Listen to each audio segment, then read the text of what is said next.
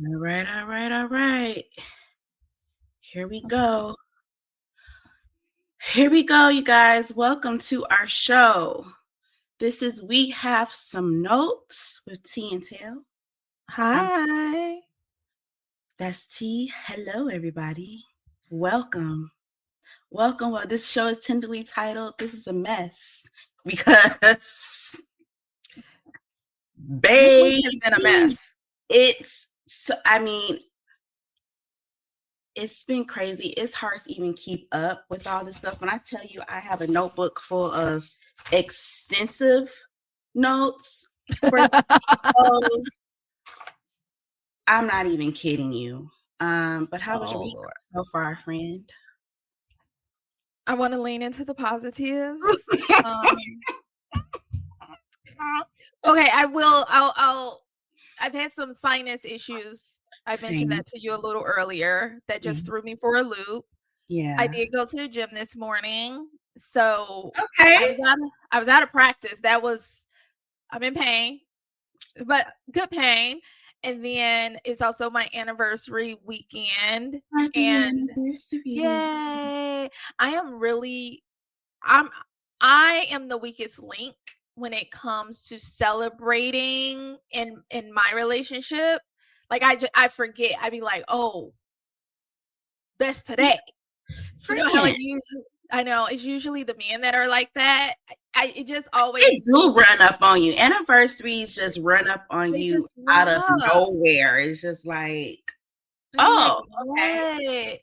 And I feel like I'm a little bit more considerate because I have shared notes of things that I want. He does not. He just don't let me know anything. But there is a box because I didn't want to open it yesterday. Yesterday is like my official anniversary day. I didn't want to open it yesterday. Okay. But there's a like gift a box, there's a like a smaller but not really small but small box. And he was like, there's your gift. And I'm like, oh, I'm gonna open it tomorrow at dinner. And he's like, but why? And so I was like, well, because I want to. I like to be a part of the celebration. And he's like, okay, you really should open it. And I was like, no. So here's what happened. This is funny. I said, is it like certifications for a new dog, right? Because I've been wanting a second dog since I got the first dog. I know. I really want a big golden doodle and a small golden doodle. I got the small one. I want a big one. And he's like, how about this? You can have a dog, but you cannot know what's in the box.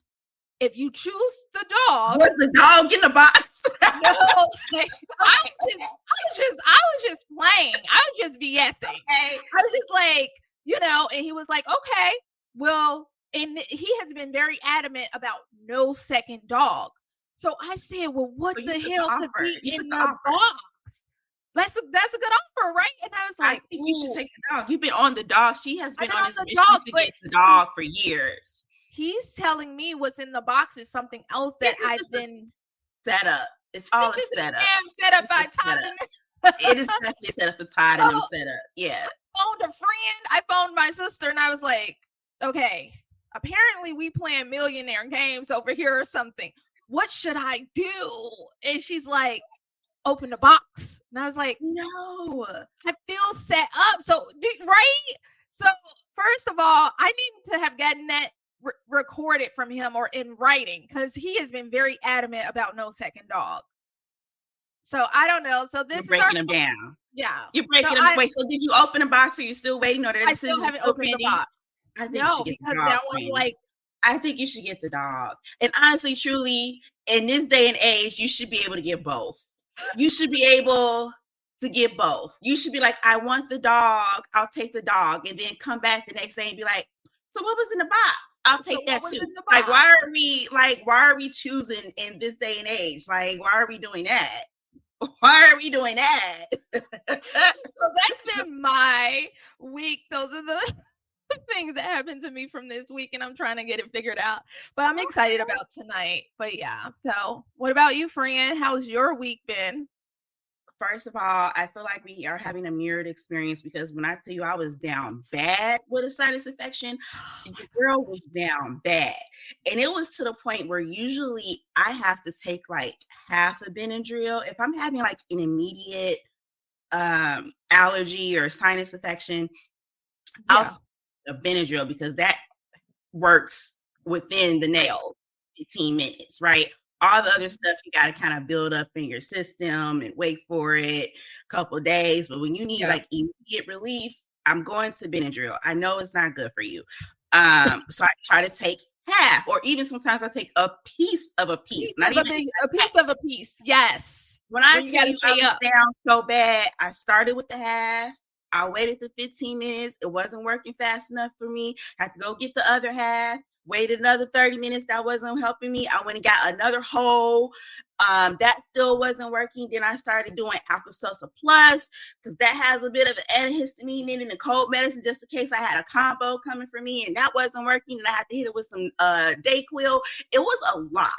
It was a lot. Finally, I mean, all of the pressure was like in this area of my, it was bad. So I have been pretty out of it. We did celebrate our wedding. I think our anniversaries are like right neck and neck with each other. Yeah. So we do part 1 and part 2. Just don't, it is what it is. I'm very spoiled around here. So part 1 anniversary was kind of low key. I got all the sushi that I wanted. We went to a movie. And then this weekend we do some things. I think we're going to do like, because we're Harry Potter geeks, both of us, me and my hubby. So we're going to do like Harry Potter Enchanted Forest. And I'm excited about that. I don't know what that's about, but I'm excited for it. So I can't wait to hear about that. I want pictures too. I can't wait to hear what's in this box. Like we are getting the surprise gift, and I want to know all the things that's inside. So I want to know too. I really do. But also, send me a pic. It better be good. He better not be like. I know, because that build up. Listen, and if it's not, I'll take the dog. It just was not up to my. I have to choose the dog before the box, though. That's the catch. Telling you, we're not negotiating with terrorists around here. I want both. All right, let's get into today's show. It is jam packed, you guys. It was it's so much. It's a lot going on around here, and I literally have so many notes for you guys. So let's just get right into it, so I can actually check my notes. All right. Our girl Taylor Swift got engaged this week on August 26th. I like to call her Tay Tay. So Tay Tay on August 26th announced her engagement to Travis Kelce on Instagram. And as you can see there, this is such a gorgeous. This is gorgeous. I love it. It's gorgeous. Okay. So pretty. Page 6 is reporting that Travis actually co-designed the ring himself, which is said to be an old mine brilliant cut gem set in a gold bezel. Look at that. Can I make this bigger? Because like it needs a moment. There you go. Good job, Travis. Tay got a lot of great things going on. She's got this new album coming out called Life of a Showgirl on October 3rd. We'll see if I catch any of the songs. I'm not really a big Taylor Swift song enthusiast. What's she doing the close up? What are you doing, friend? I just wanted to see the ring a little better.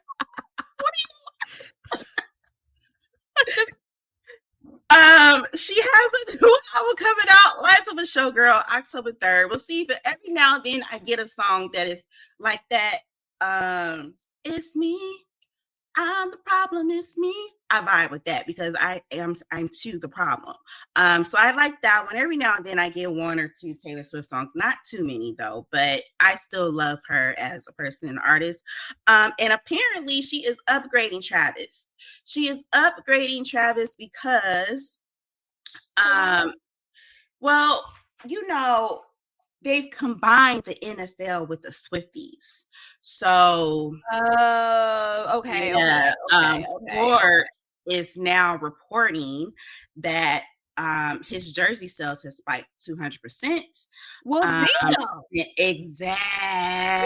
Marry Taylor Swift. Exactly. So it's definitely giving an upgrade you situation. And I thought this was so cute. So I went over there on Elite Daily's Elite Daily's Instagram page, and they just have like Taylor, I guess, was at a game and she's like flaunting that ring, honey. She is flaunting this ring. People were like, we can see this ring sparkling from 3 miles away. Somebody said suddenly she's a lefty. I know that's right, Tay Tay. Better let them know. We all become lefties after getting I know that's right. I became a lefty after getting engaged. Yes. It's important. I mean, it's just important to, first of all, it goes with the outfits. It becomes like the centerpiece of the look of the day. You know what I mean? Suddenly you have to hold your drinks like this, you know? Like, you got to start. You become very ambidextrous. So I'm very, very happy for our girl Tay Tay. And I can't wait to see her at the upcoming VMAs, right? Because that's what she shows out. When you get Tay Tay in the front row of these award shows, baby, she usually has on a cute little mini situation.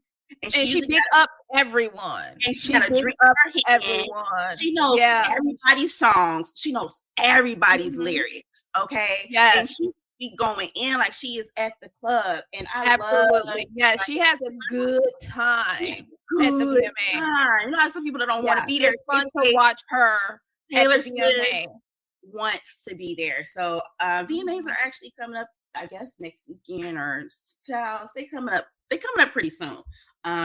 First week of September. 2025 is flying. I know. Yeah. I know. Also over there in other people's news. What? In other people's news. Okay. In other people's news. Okay. Well, okay, I won't even do too much on it on my girl, but Ariana Grande has announced that she is going on the Eternal Sunshine Tour. Is kicking off in Oakland, California on June 6th.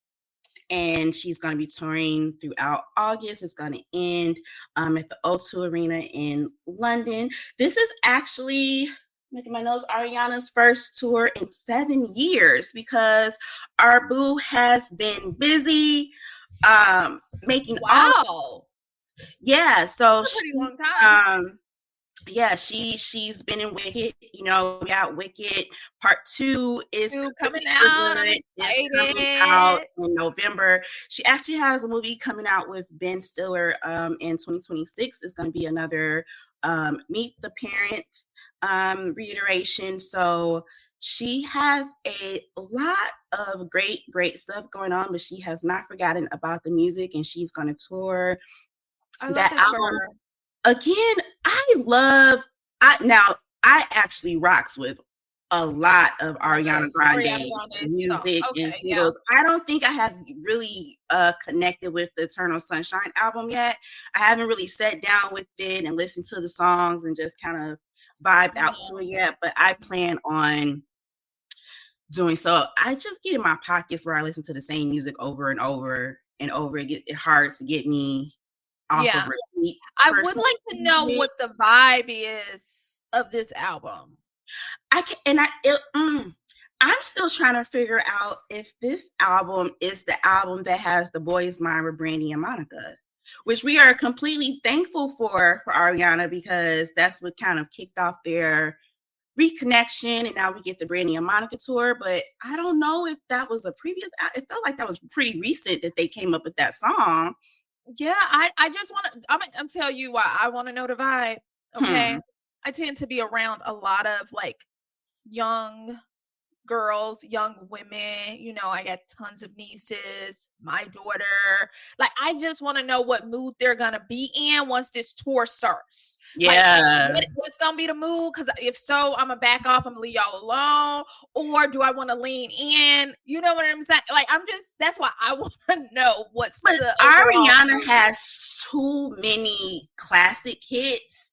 It's kind of like, I don't want to, don't do it, don't do me. But I'm just saying, kind of in a way that Beyonce is always, no matter what the theme is, of it is, we're always gonna get Crazy in Love. We're always gonna get, you know what I mean, like the heavy hitters in her catalog. We're always gonna get the heavy hitters in Ariana's catalog. So it's not gonna probably be solely just the whatever the move was for this album.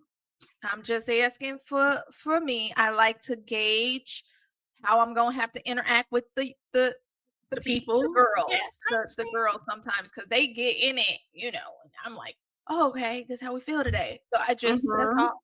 But happy for Ariana. I want to see what that's gonna do. Want to see what she's gonna do. Tours are hard, you know. Tours are very hard, very taxing on the body. Yeah, your team got to be on it, on it. And I'm not gonna lie to you, coming off of 2 Beyonce tours, the expectations of like what are sales gonna do and all of that, and that's a lot. Yeah. I mean, but she's gonna sell because she's Ariana Grande, so she's not sweating that part of it. And it's smaller. I feel like it's following Beyonce's strategy. Like, it's less venues. Like, if you take a look at it, not a lot. She's doing certain places multiple times. Oh yeah, that's not a lot. Getting 4 dates. UK is getting 4 dates. Everybody else is getting just a couple of dates, but it's really just like what? Almost like 10, 11 stops. So that means more people from everywhere else are going to be rushing to get these. These are going to be some hard to get tickets right out of the gate. So I love that for her. I know she's going to do amazingly well, but it's got to be like nerve-wracking to have not done a tour in 7 years and then you're back out there. I know. Yeah. It's a lot of work. She's been doing this. She's a pro. She's been doing this since 12. So I'm just thinking about the naps that I would need. That's all. We are always thinking about. It's a lot to pull all that together. That's a lot. Like, once you start getting my nap time. I'm excited for our girl Ariana. This is really random, but I want you guys to see these 3 movies that I recently saw. Okay. Weapons. Baby. Have you heard of Weapons? No. I am going to look it up though. Okay, Weapons. Continue. It is creepy. They was on one with this movie. If you have seen Weapons in the comments, please let us know that you've seen it and what you thought. Weapons was so tripped the F out. It was trippy. But if you this is my girl from the Ozarks. Yes, Ruth from the Ozarks. Rose. What's her name? Rose or Ruth? I think it was Ruth. Okay. But either way, that's my girl from Ozark. Yes, he's the lead. And this looks creepy as all hell. So creepy. It's not scary. It's not giving you Conjuring, like. It's more thriller. But it is not thriller. It's scary. It's just not scary. It's just creepy. It's creepy. It's giving grown up Goosebumps or something. Grown up, are you afraid of the dark? It's not cozy at all. I don't know. I feel like I'm taking you down the wrong path, the wrong road. We're going down the wrong road. But you just have to see it. Okay. Another movie that I saw recently that you guys have to go see. Freakier Friday. When I tell you they hit every note that needed to be hit with that movie, and just making it feel like oh, okay, we're not taking from the original, we're actually adding something into it. It still has all the same kind of warm, cozy feelings in it. It's got this kind of like cute little adult vibe, but like the kids will get it and understand it and lean into it. Jamie Lee Curtis, freaking hilarious. She's a master of her craft. I have not laughed so hard in a movie in so long. That movie was so funny, so cute, so cozy. If you're a parent, if you're a mom especially, I definitely recommend taking your daughter, your kids to go see that movie. It was so good. And then the last one I saw, and I listened because I listened to my elders. Okay, Denzel Washington told me go to the theater and see this movie. So I went to the theater to see Highest to Lowest. You guys should see it. If you can see it in the theater still, go see it. I know that it's coming to Apple. Is it? Apple TV. Yeah, it's coming to Apple TV soon. Is it already away from the theaters? I'm not sure. It was a very limited showing to begin with. Wow. Yeah, so those are 3 movies. If you've seen those movies, leave in the comments what y'all thought and if you recommend anybody else to see those movies, because I thought they were stellar. That's amazing. I just wanted to give us some lightness before we get into the mess of it all. When I tell you it's messy, madness, messy from here on out. It's gonna get messier and messier for the rest of the show. So, all right. Y'all, I don't always know what Chantel's gonna pull out. So we'll get there. I'm gonna be as surprised as you all are. Oh my goodness. I guess we go. But I do know it's been a messy week. I mean, it was a lot. I was trying to start the show off with something light and happy because the rest you hit it. I'm really excited. Personally, I think everyone else would be too. I'm loving the recommendations. Okay, cool. All right. Let's get into some mess, y'all. I got my notes. All right. So, what we want to talk about today, starting off this mess, is Tyla. Let me make sure you guys can see this on the screen. I feel like we didn't spend as a people enough time on this story. So I just want to circle back. Okay. Because Tyla actually collapsed a couple weeks ago. She was in Sao Paulo, Brazil on August 20th. And fans say they caught her being whisked off. It was drama. Whisked off by who they thought was perhaps security. I'm actually just going to show you all the video because I mean, when you see it, you're gonna better understand.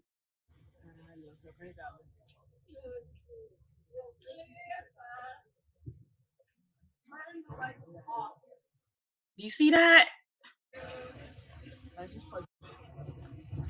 Whisk. Okay. The guy is literally running to the car. They put her in the backseat of the truck. She's clearly not with us. This is not she does not appear to be like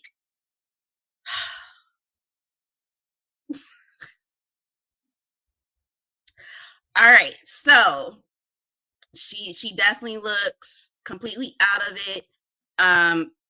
When this video started circulating, there were a lot of rumors being spread. Of course, fans were expressing their concern online. People didn't know if she had passed out.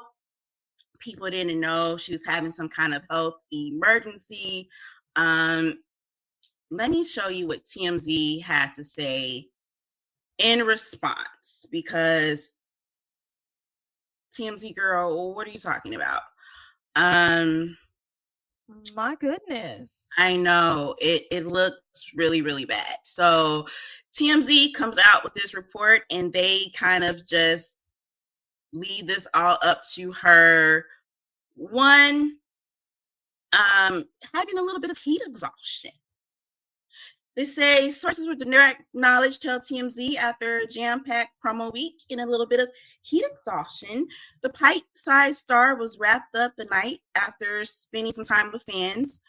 And they later go on to say that, you know, it was just her being carried away after a long day because bedtime came knocking. Sources tell us security scooped up the petite powerhouse just before midnight, not because of any drama, but because bedtime came knocking. And let's be real, if anyone deserves to be carried out like royalty, it's the girl who's been running the game without missing a beat. Now, again, I implore everybody, if you can be anything in the world, I want you to be so for real. TMZ, does this look like somebody being whisked off to go night-night? I too love to take a nap. Does this look like nap time has arrived? Like, look at the urgency in the care. Like, when she's in the back seat, it apparently looks as if someone is trying to, like, wake her up, check on her. Are you okay? Like, kind of shake her awake. So I thought that was strange. Making matters even more strange, Tyla posted this the very next day, which is a picture of Beyonce from back in the day when Beyonce actually was a little tipsy in the back seat. She's got that infamous green dress on and she is laid in a fade. Okay, she is laid out. So here we have Tyla implying that she was just a little tipsy that evening, but it's directly contradicting TMZ's reports that this was due to heat exhaustion, that there was no drinking, and that she just deserved to be whisked away for a little bedtime. I don't know what's going on.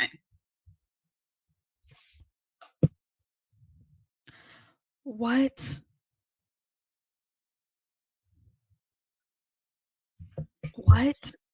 You just told me about 3-4 different stories all in one. Well, what? I thought she was just coming off stage. This is thing. I have many thoughts on this. First of all, the first one I'm going to come with, Tyla's team has been failing her for a minute. Like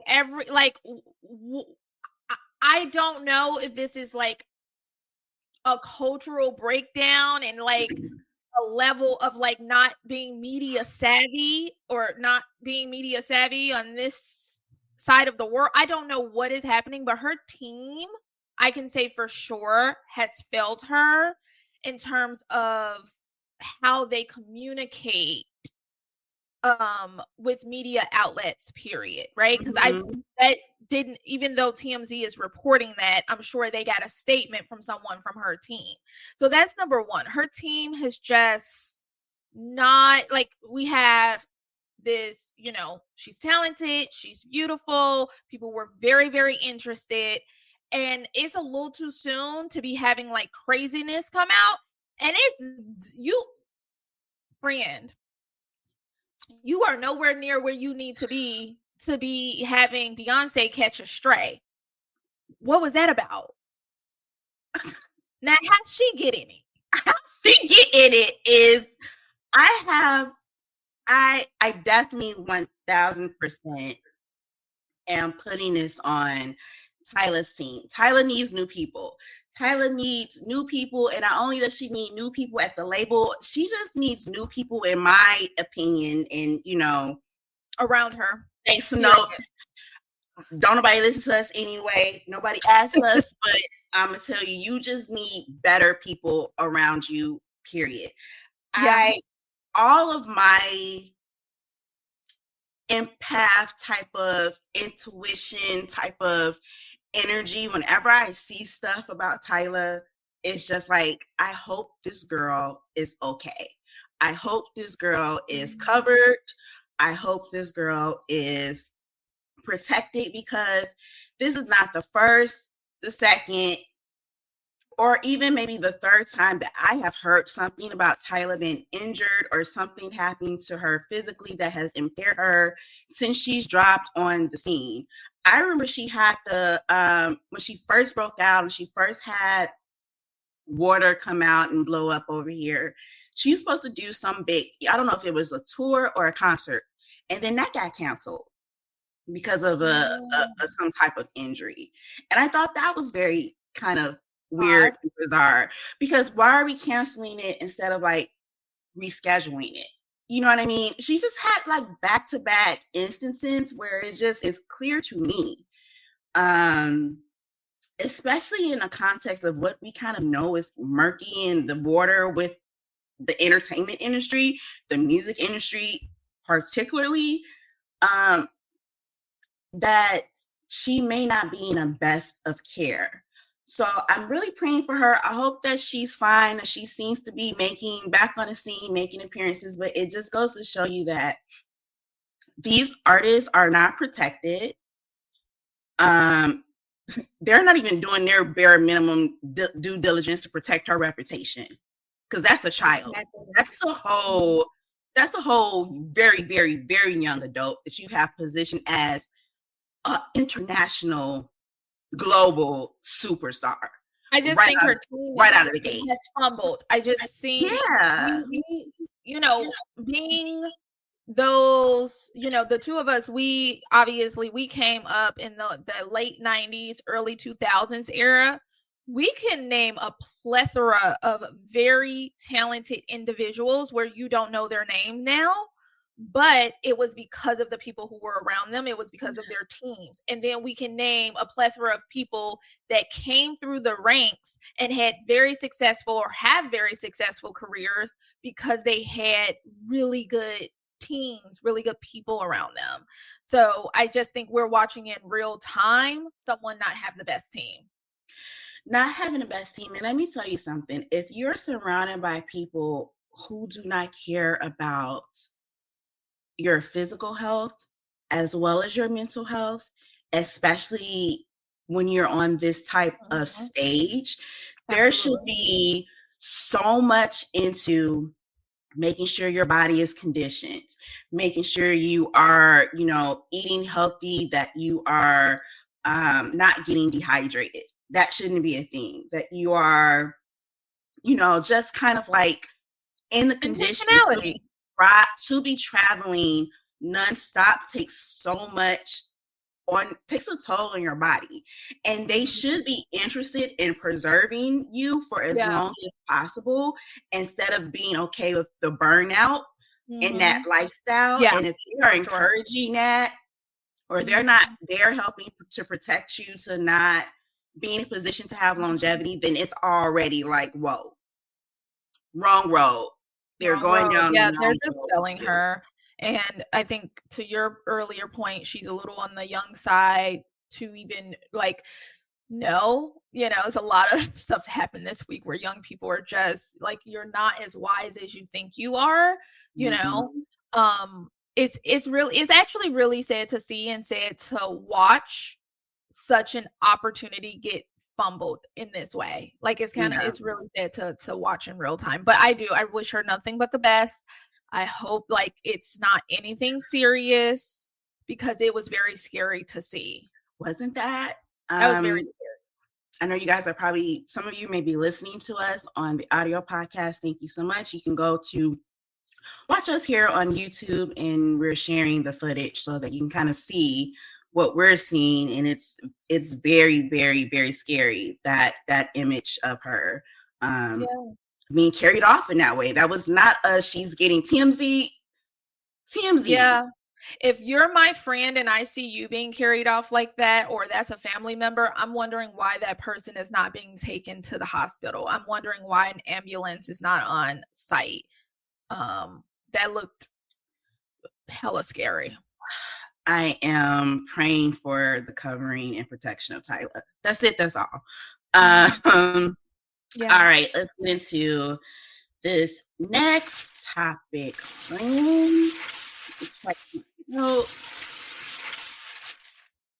lot going on. No. I watched over this past week the new Netflix documentary about Jussie Smollett. Oh, girl, you tapped in. Okay. Okay, do tell. I'm gonna play a little bit of the clip for you guys. I don't know if you can. I don't know if you can see this. Let me set this up so that you can get it on a big screen too, so that you can see it real clearly. Okay, so it is called "The Truth About Jussie." The Truth About Jussie Smollett, child. Let's listen to a little bit of it. January 29th, 2019, police were called to an incident. They see an actor called Jussie Smollett with a noose around his neck. He says that he was the victim of a hate crime. To think that I had two white guys attack a black man in this city was disgusting to me. This is on Netflix right now. You guys can go over there and watch it. It was truly a good watch for me, child. Let me look at my notes. The voice you last heard was that of former Chicago Police Chief Eddie Johnson. I thought that the documentary overall was pretty well balanced. Look at your face. So many thoughts. I thought it was pretty well balanced. It gave the Jussie side of things. It gave the brothers who were accused, Ola and Bola, I'm not sure their names, child. They were in it. It had some of the detectives working the case. We saw former Chief Eddie Johnson. He was there. And so I don't know if he told you guys, but T and I are from Chicago, right? Like we are in Chicago. So we were in Chicago when this madness happened on January 29th of 2019. And I wasn't far away from this area. I worked in that area. I lived not too far from that area at the time. So it's all very kind of like closer to home to us than it probably is. Please, what's your face? If you guys could see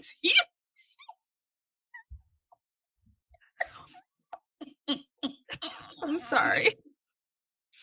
So we go through it. We go from day one. They kind of show how Frank Gatson, yes, that Frank Gatson who was once Beyonce's creative director, called the police over to Jussie's condo at the time. And he is the person who wanted to make the report. And we see things kind of take a turn once the police chief, former Eddie Johnson, became suspicious because he saw a video glimpse of Jussie Smollett after the incident on camera, stepping into the building, and noticed that the Subway sandwich was in mint condition. Okay, in mint condition in the bag after he got into some fisticuffs. I personally do not think that is good police work.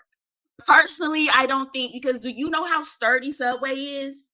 Do you know how sturdy Subway is? Those are your notes. Listen, I have some notes.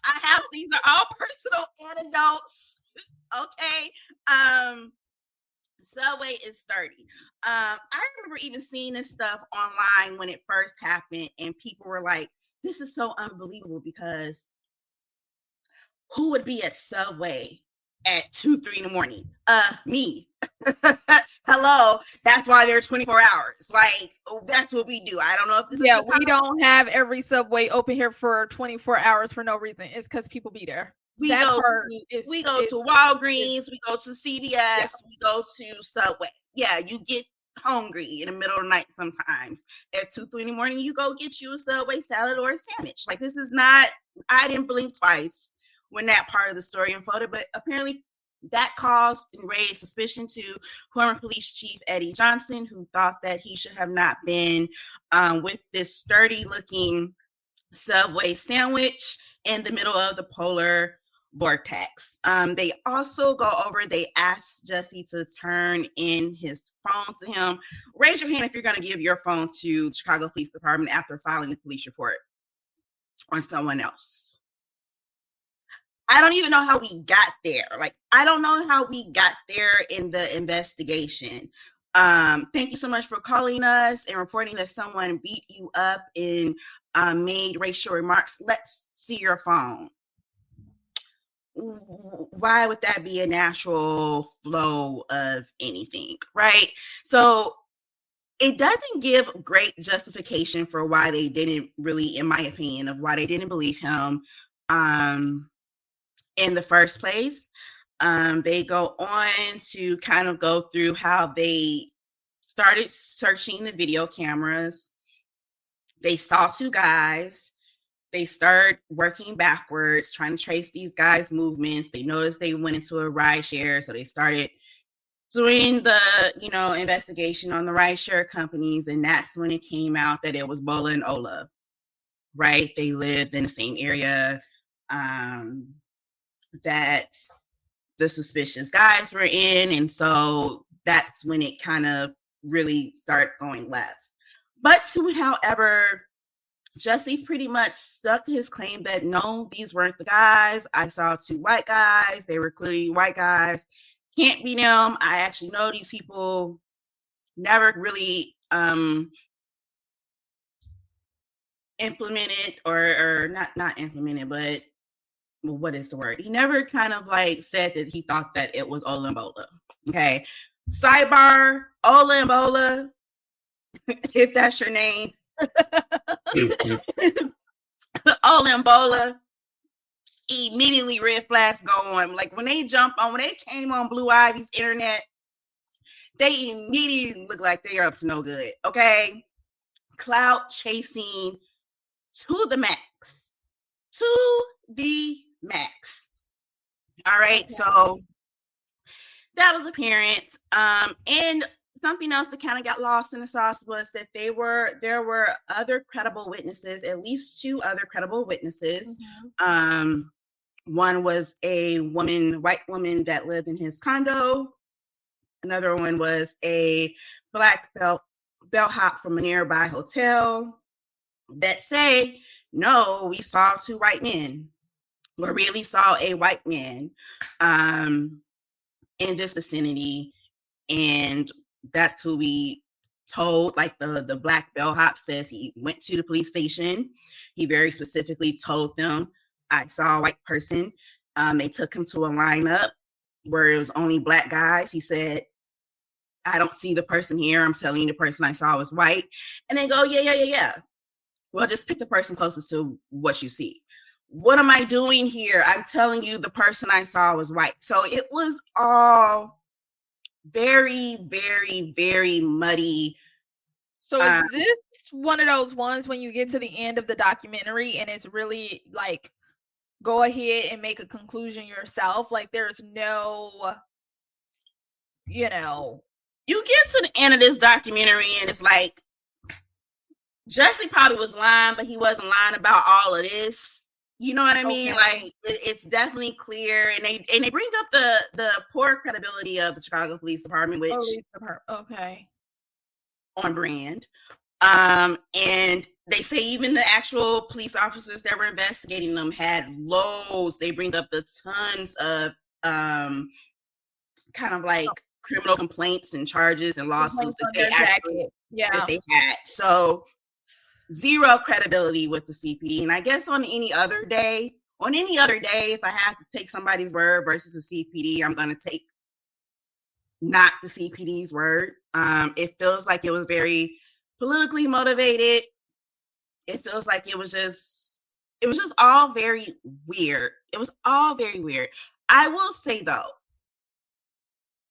I had a family member right around the time this happened. I don't know if it was right before or right after, because this was so long ago, but I did have a family member who was at a Target parking lot in Tinley Park, and she got jumped by a gang of white men that were yelling that MAGA stuff at her.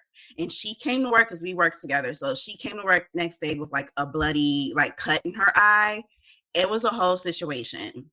Wow. And the police were like, we can't do anything because the security cameras at Target weren't really working and da da da da da da.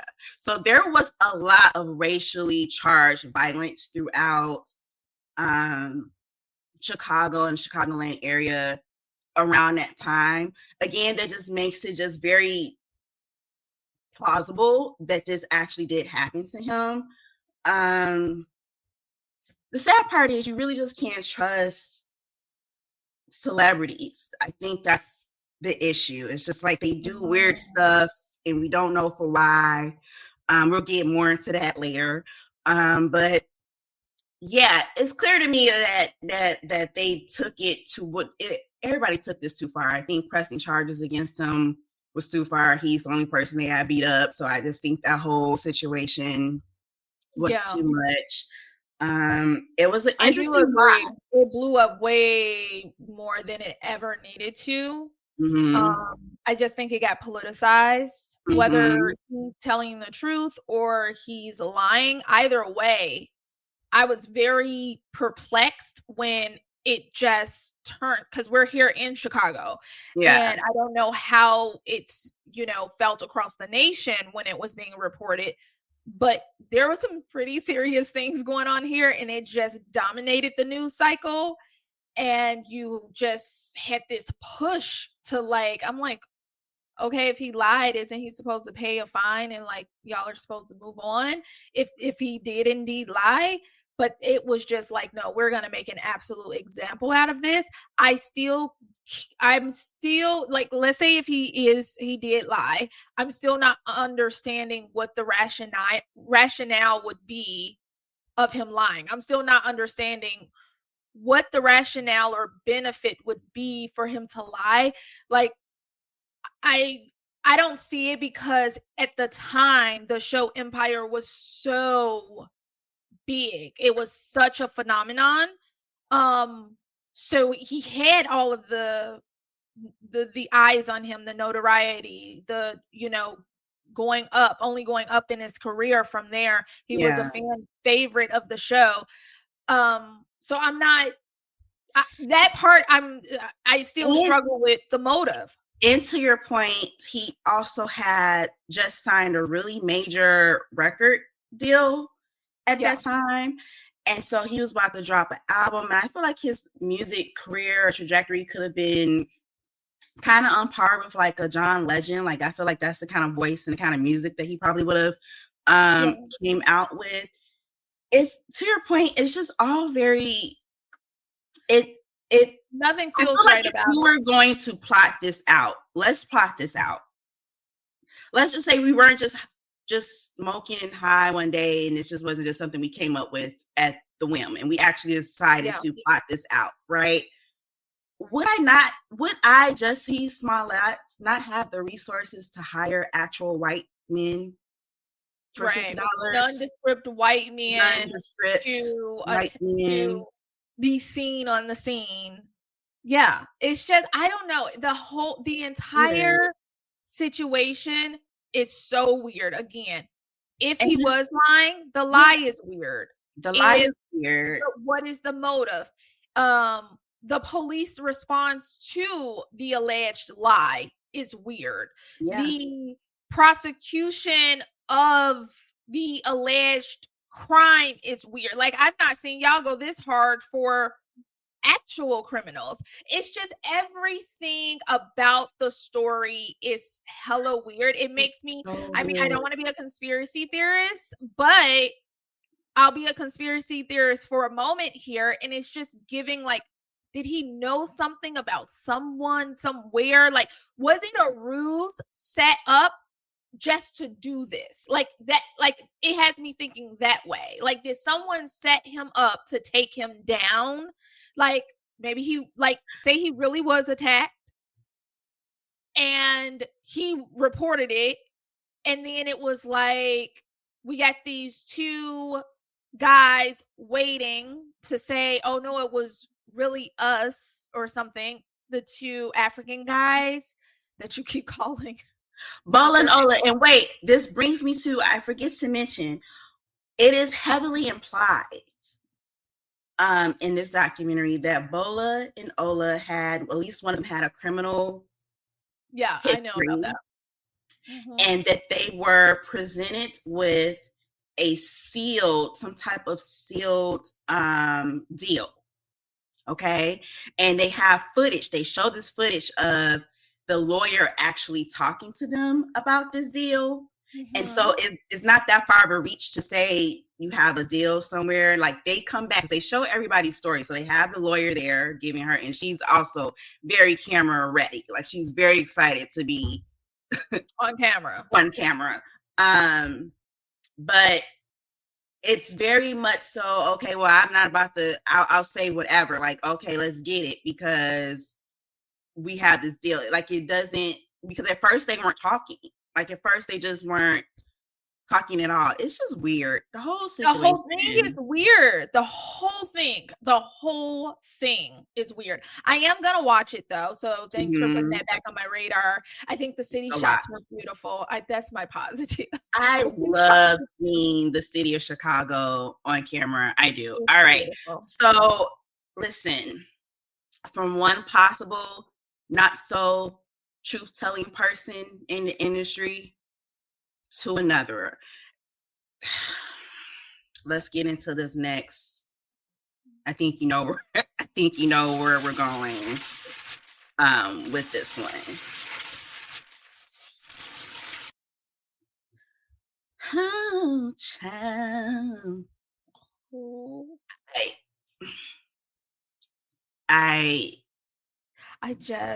It could be more than one person, because this week has been a mess. It may not even be what I'm thinking. No, it's what you're thinking, boo. You sent this to me. Oh, Lord. I was having my sinus infection, minding my business. It was 10 o'clock at night, and I saw this come in on my messages. I immediately called you because why are you playing on my phone? I immediately put my phone down and went to sleep. The people. We're referring to Tamar Braxton. Is she the little girl who cried, broken nose? We don't know what's going on. So it's a lot. There is a lot. There is a lot going on. This past week, Tamar Braxton came on Blue Ivy's internet, letting us all know that she suffered from something where she woke up, was missing teeth, nose was messed up, was in a pool of blood, and had no recollection of what happened to her. Immediately after this whoopla of people sending thoughts and prayers over to Tamar, hope she's okay. We don't know what's going on. Oh my goodness, what is this video of her and Funky Geneva at a party? Like, they were at a party, so then people started accusing Funky Geneva. Right. Because he was like, one why of the would last you people seen with her publicly? What did you let happen to her? And then he's like, I don't know nothing about nothing. She called me and asked me for Dr. Heavenly's phone number, because you guys know Dr. Heavenly is a your husband will amazing dentist. Your husband will always come in your scene making noise when they know you are recording it. She is this amazing dentist. And he's like, I gave her the number. She didn't really tell me much of what was going on, so I don't know nothing. I'm with y'all. And then, so we're still trying to play Clue a little bit of like, what's going on with Tamar? There's just always some chaos surrounding her. It's always some drama. Like, what is that about? And then you send me this clip that's, I guess, a trailer. Let's just play a little bit of sound, because even be dealing with him. And you around here going through by that lady husband? What? Girl, you a better woman than I ever been. Oh, wait a minute. They are not together. Okay, Vince, I need advice. What do I do? You gotta love the show first. I didn't cheat. I got taken down. And you expect for him to get over that? that's enough of that. Not too much for Tamar because she has drained me. So this is a trailer, I guess, that features Vincent Herbert, her ex-husband. Funky Deneva is in it. I want to say that girl's name, the green hair, is Laura, but please forgive me if I'm not saying it. She doesn't have you listed here in the credits, so I don't know, child. And Nivea was in it. Nivea, she's even got Mama Evelyn in it talking to her. And most importantly, it's got her hugged up, kissing on, and canoodling with Mendices. Now, he does not watch Love and Hip Hop no more. She tapped out, but I'm still over there. I'm in all the ratchet people business. Okay, I watch all the ratchet people shows. I'm committed. I'm pot committed. And Mendices and Yandy are over there having a time. They are having a time. They are in a bunch of drama, all surrounding both parties being having infidelity in their marriage. It has been an ongoing storyline all this season long on Love and Hip Hop.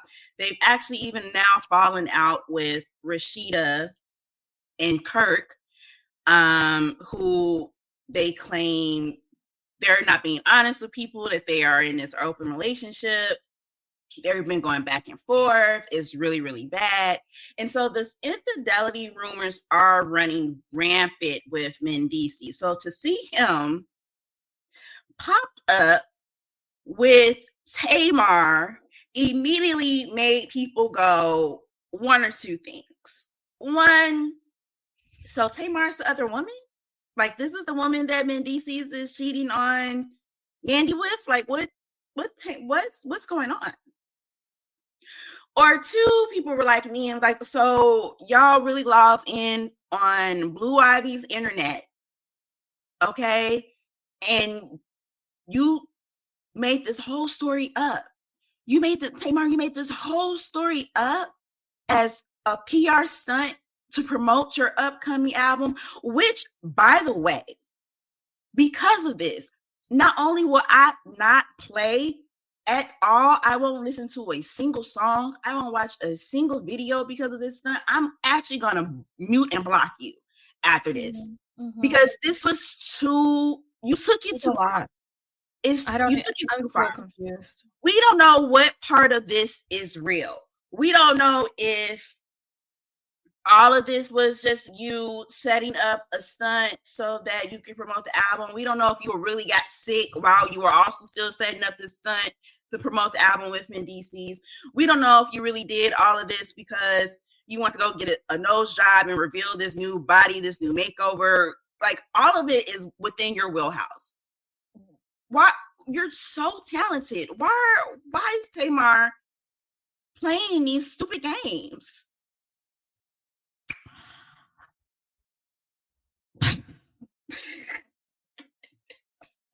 The levels of chaos, confusion, calamity, may it never find me.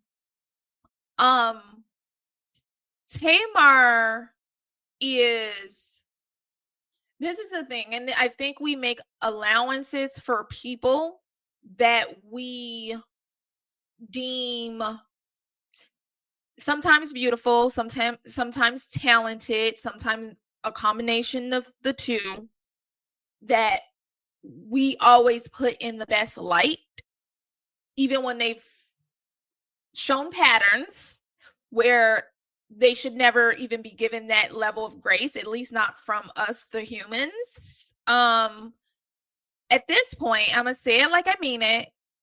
Tamar has a track record that really sets us up for this. Like, this is where this shouldn't really come as a shock or a surprise. The methods in which she goes about things, sure.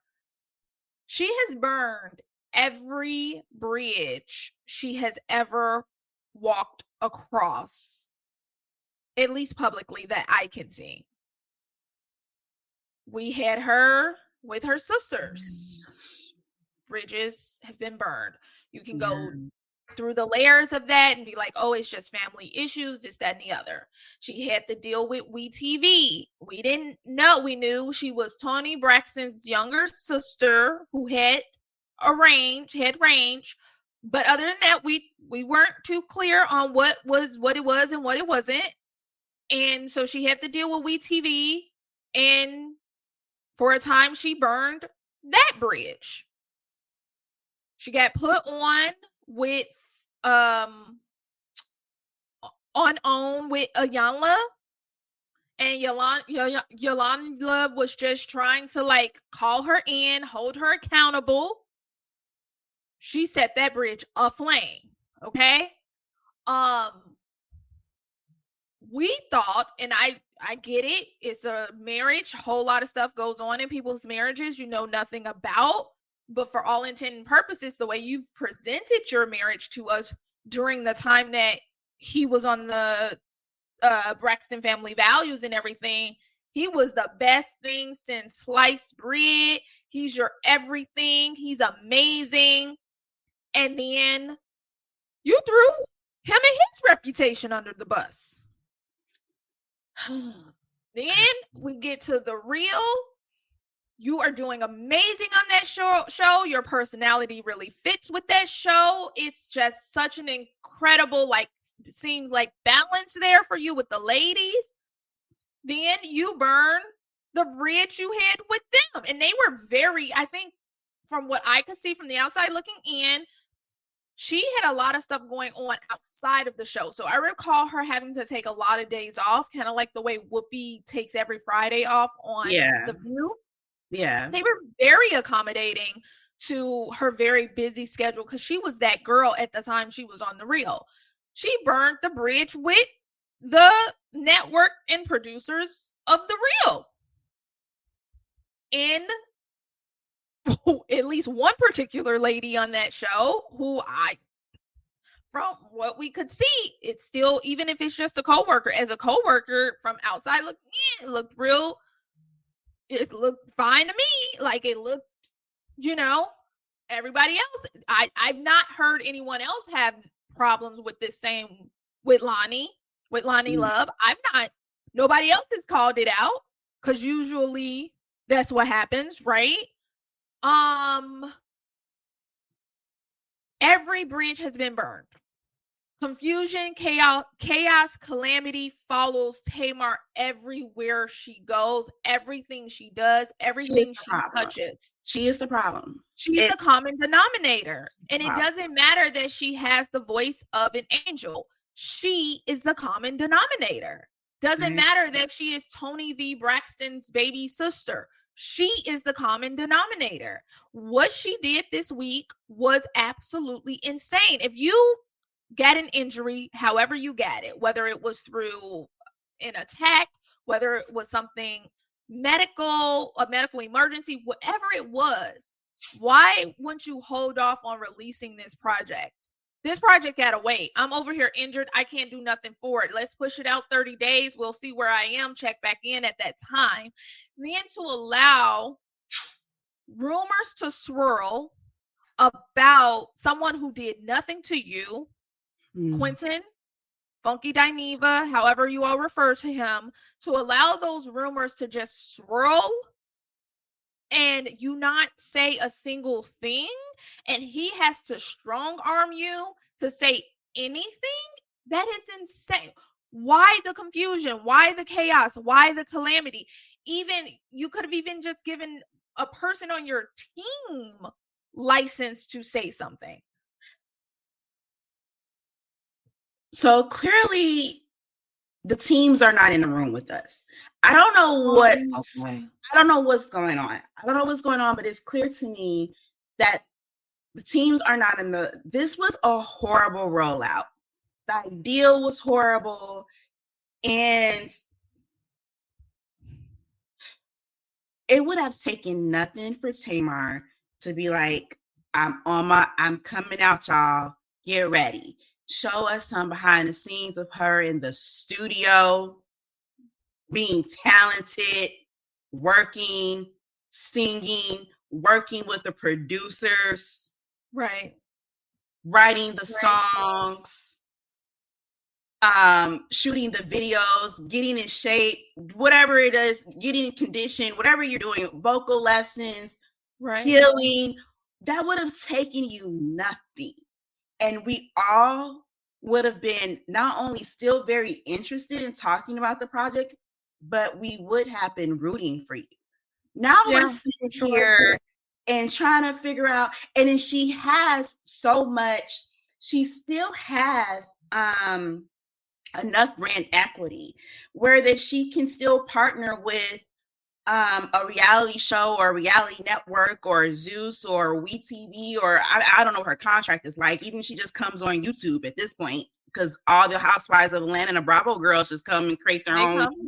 They do their own content on YouTube. So it would have taken nothing for you just to do it that way. Absolutely. Instead of pulling these stunts are for people who need auto-tune. These stunts are for people who stand in one spot and can't move. These spots are for people who don't have Tamar Braxton as a sister. Like, what are we doing? Just sing the song. I don't know. I don't know. It's a level of I think there is this thing, because we recall her when she originally came out on BFV, Braxton Family Values, and her expressing how badly she wanted a career in the music industry, like a singing career. Like she desperately, like really wanted that and felt like it was starting to happen for her. And so to see her constantly fumble, it's like all you had to do was drop an album every 2 years with your amazing voice. That's it. Nothing else. You ain't even had to tour. You could have did like the shortest little, snippet of a tour. Y'all come see me. I'm not moving all around.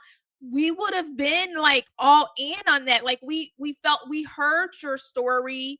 We connected with you on that story. Like we heard your hurt when she, expressed that. The antics and everything. And she has to remember, we're all growing, right? So where you were when it was, that's the bomb.com, when Braxton Family Values first started, where you were in your maturity, maybe you haven't grown, but the rest of us have. And those are the people that you pulled in. And now we're still growing and maturing. And we're like, hold on, what is going on with you? This behavior is not okay. Like at first we could excuse it as she's the baby sister, she's just gotten her way all this time. Oh, this happened to her. But now it no longer can be excused. You are someone's mother. You're supposed to be an example. Like, what is the reasoning behind all of this? I don't literally, she's doing the most when she can do the least and be so much more effective. Like, exactly what we love about Tamar was, one, the little catchy catchphrases, right? So it was like the bomb.com and all that. Give us more of the playful side of you doing that. Even when she used to make those songs like Tony's got like Tony, do that. Always late. Yeah, it was cute. Tony always late. Come online and make up new fun songs all the time. Like, you can engage us in a way that is a little bit more wholesome, and you're not relying on this drama. Like, I don't know who told you, but they lied to you. So let's just clear it up for you so that you can now have another perspective. We liked you and we're rooting for you when you were relatable, when you were funny, when you were showing your talent. Fun loving. We don't like this dark energy, this chaotic energy, this messiness, this always combative in a argument with somebody, just this randomness. Very attention seeking. I have to agree with you on that one. We don't want to see you doing that. We just want to see you kind of being a little bit more just chill out. Just chill out and let the talent. I think honestly, and I know you usually would not tell this to anybody at this stage in their career at her particular age, I would tell her to take a year off. Take a year off, do all of the things, explore what's going on with you. Just take a step back. Don't take nobody's reality show. Don't do anything publicly. Just step back and take a year off, because it is giving, I'm going to say it like I mean, it's giving deranged at this point. It's giving deranged. I'm sorry that this week was so, it was so weird. Everything about it was super weird. The doctor coming out and telling her story, but there was no detail. Like, what? So she just started sleepwalking at 49, 48, 50 years old, just start sleepwalking. That doesn't make sense. When you say a pool of blood, was it like was it 7 inches around her, 10, 15? What does that mean? Why do we know? Why is she not just in a hospital? Then she comes out and she's doing her makeup. Why are you doing your makeup on a live? Aren't you like, know who it reminds me of? Do you remember that Carly, what's her name? Carly Russell story? No. Let me refresh her. I don't know if that's her correct last name, but Carly is definitely the first name. And it's about that little black girl who said that she saw a toddler on the side of the road. Oh, Lord. And she later went I remember now. missing.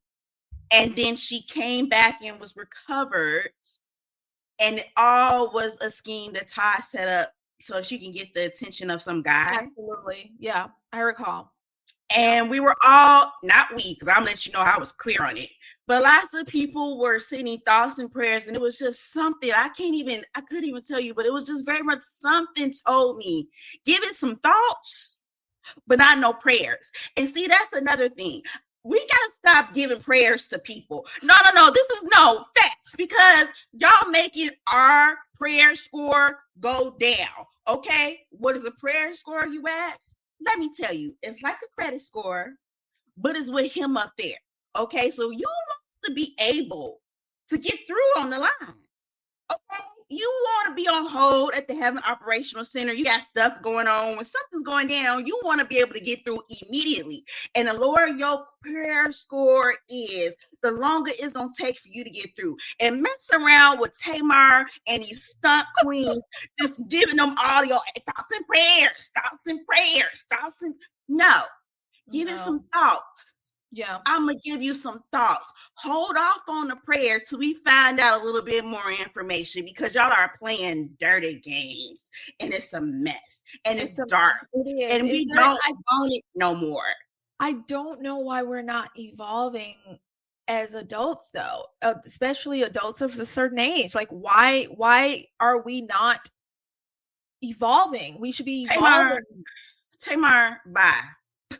We're not listening to the album. We don't care about the songs no more. K. Michelle has a country album coming out. I can't wait for that. Can't wait to hear the songs for that. Oh my gosh. The shade. Okay. I have nothing else left for Tamar. Let me look at my notes and we can go to the next. Let's go on to the next thing. I have here. All right. I have, oh Lord. Okay. Let me get this queued up. We're about to get into some Love Island. We're about to get into some Love Island situation. But Love before we go Island. to reunion, Season 7, the season just won't stop. My goodness. They ain't gave us no love on this island, but it won't stop giving us mess. All right. So Ace sat down with Speedy Morman. Mm-hmm.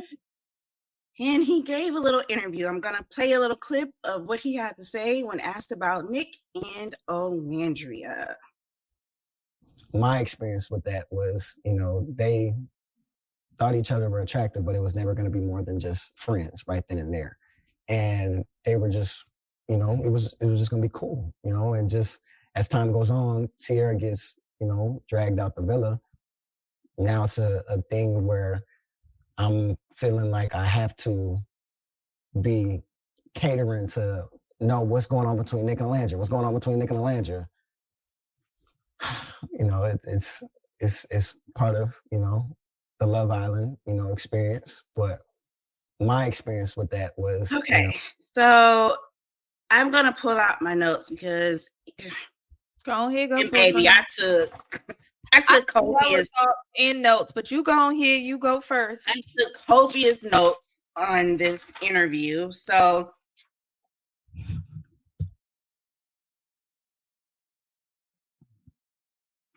Yeah, the sinus infection has really, now I have a link. Thing. Yeah. All right. According to Ace, he did think that Nick thought that Alandria was attractive on day one. They found each other attractive, but that they agreed that they were never going to be a thing. Sierra left. And then they tried to explore each other. But according to him, Nick maintained throughout the whole entire experience that we find each other attractive. There's no romantic spark. Okay. So he essentially is saying that he was surprised when they came out of the villa and that Nick and Alandria was a thing. I'm sure you were surprised by a lot when you came out of the villa. Nick, my question to everybody else is this your king? That was not what I thought the Is question this your was king? be. Whole interview, mad corny. But on brand. I was never a fan of Ace to begin with. That's true. I can attest to that. Now y'all are kind of seeing what I originally saw. Yeah. For sure. He is so worried about everybody else and everybody else's relationship and how he is seen by people. And that is demonstrated through and through this entire interview. Yeah. He talks about feeling depressed and having some anxiety. He was worried about being portrayed as opposite as he is as a person, which I have a note here. Well, why would that be? Why would you be portrayed? Why would you be worried about being portrayed the opposite of what you are? You're so real, right? They're only going to get the real, right? Yeah. Oh, okay. Let's see. Let's just go through some of the highlights. He clarified that he met Shelly casually prior. Okay. On Amaya, he says that the clips essentially that we see of her where she's crying and she's emotional was all an edit. Because she was previously just telling him about some of the dramatic trauma that she's experienced in past relationships, and they kind of edited to look like she was crying in response to him setting boundaries. I'm really trying to get into Ace and these boundaries. Okay? Because during that heart race challenge, there were no boundaries to be set.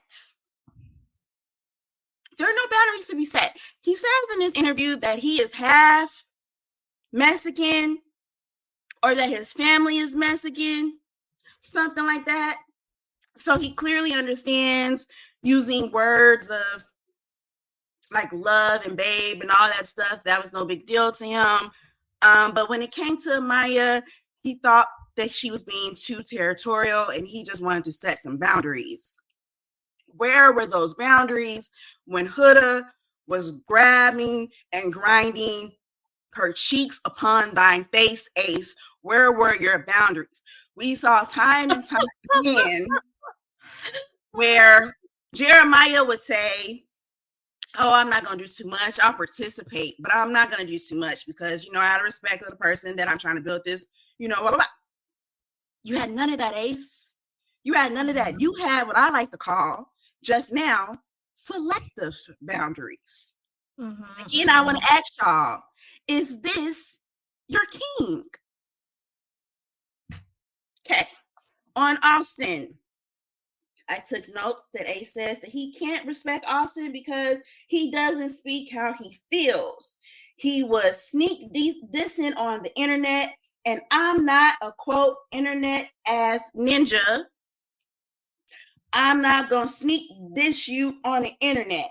So that I say to you, Ace, was that not my eyes laid upon thine, yours, making a whole diss song?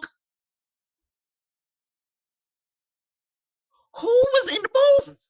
If you don't sneak this on the internet, who was in the booth? Who was on the ones and twos? Who sent you the beat that you then recorded to and then reacted in a diss on published internet? That's where this took place. The song was put on the internet. Yeah. Let me see. Do I have any more notes? There was so much. He says on Sierra, she's always speaking on other people's relationships, that he starts to list his TV show appearances. He was on Jennifer Hudson's show. He was on this and that. Yeah. He didn't need to do this to grow his million, another million on top of a million. It's giving sassy. I'm not going to hold you. The whole interview was giving sassy. But when we're talking about speaking on other people's relationships, let's fast forward to you talking about Nick and Alandria, and I just have to ask you, who asked you to talk about Nick and Alandria? Did Nick and Alandria ask you to talk about relationships, their arrangement? Why is it okay for you to have your thoughts, but other people can't have their thoughts? And when those other people have their thoughts, they're not keeping it real, but you the realest one out here. I'm just gonna give it to you, friend. Did you have any? Because I have more, but did you have any notes or thoughts? I have lots of thoughts. I don't have notes because it's clear that Ace does not take anyone's notes into consideration. So I simply have thoughts. The first wrong move with this, I want to unpack this. So give me a second. The first wrong move with this is him going on Speedy's platform. You were definitely not a friend to neither Olandria nor Nick, because Speedy has been absolutely against the idea of Nick and Alandria since the start of it. Okay. Also, going on Speedy's platform, this further qualifies Ace being red pill. That further qualifies it. I will admit, a lot of his bravado and everything that we saw in the villa and we now see outside of, the experiment that is Love Island, definitely leans into red pill. We saw that on the show, how he wanted Shelly to sort of chase him. That is very red pill. That whole and she was like, I'm not chasing you. That was him trying to apply these things that he picked up, because he's only 22, 23. So he's trying to apply those things that he's picked up in the zeitgeist from these red pillars and apply it in real life. We keep telling them that crap does not actually work in real life. You can try it if you want to. So there's that. Then there's this whole I've been all up and through remember I said I was trying last episode, I said I was trying to come out of the Love Island psychosis, and the psychosis I was in was I was everywhere. I was on Nick's Snapchat. I was under Nick Alandria Yes. I didn't even have that. I said, let me go over here and see what's going on. Okay. I was in the Snapchat. There's this fan page called Nicolandria Core. There's this other big page on TikTok and Nick's sister on TikTok, Ella. Like, just following, just trying to get my own gauge of like what's going on. And you can definitely see that Nick was keeping the fans like so engaged. But what you also picked up was him saying like, I'm reaching out to Ace, he's not answering. And this is coming from whenever they left Disneyland and came off of that little photo shoot where Nick had on that. Nick had on quite the outfit for that photo shoot. But he rocked it. But the four of them. And that was when the core four sort of like, we thought it was going to be like a major thing. But after that, you don't see Ace and Nick together going forward. But Nick was constantly trying to get him on the phone, both privately and publicly. And he couldn't, he's like, I think Ace is just really busy, you know. He could not get him on the phone for anything in the world. Nick has told us so many times how much Nick's father, whom we never see, we always see his mom, we always see his sister, but we don't see his father, has told us that his father really admired Ace and how Ace was like forcing the boys to be a bit more mature in the villa. So we also got that. And then we have Nick being Nick. Nick's energy is very like he is an aspiring DJ of like these raves, right? These really like crazy parties, thousands upon thousands of people at these parties. And so that kind of put Nick's personality into context, which is where I'm going with this moving forward. If you are going to be that sort of person, period, a DJ, you're going to have that sort of neutral personality. And I don't think this matters if you're white or black or other. You need a neutral personality because you're going to be interacting with people all the time. They actually, I think it was Ella, his sister, who posted like old video of him and his sister they are just like this. This is just them. Very fun loving, very silly. All of those things that we love to see Nick has brought out in Alandria. We have videos of when they were younger teenagers of them being like this, dancing on their mom's countertop. And she's like, get down. It's like so cute and funny. I say that to say that this is Nick's real personality. Moving forward to this interview with Ace and Speedy. Again, going on there, already you're saying you don't F with Nick. You're already saying that simply by accepting that particular interview. Because remember, when they come out of the island, what's the guy's name? The Veil someone and the Call Her Daddy. I think most get invited to that. If you ever pay attention, they're Nick like an approved show that the guests go to. He didn't go on those shows. Nick did not, because of the hate that was coming at, I would imagine, Olandria first, but also likely Shelly and Ace. Did not take those shows, right? And I do find it extremely problematic that he is pushing this narrative that Nick is not into Alandria. Whether he believes that's true or not. Like, let's say for kicks and giggles, Ace does believe that to be true. Let's just say that. Why is that, to your point, why is that your place to say so?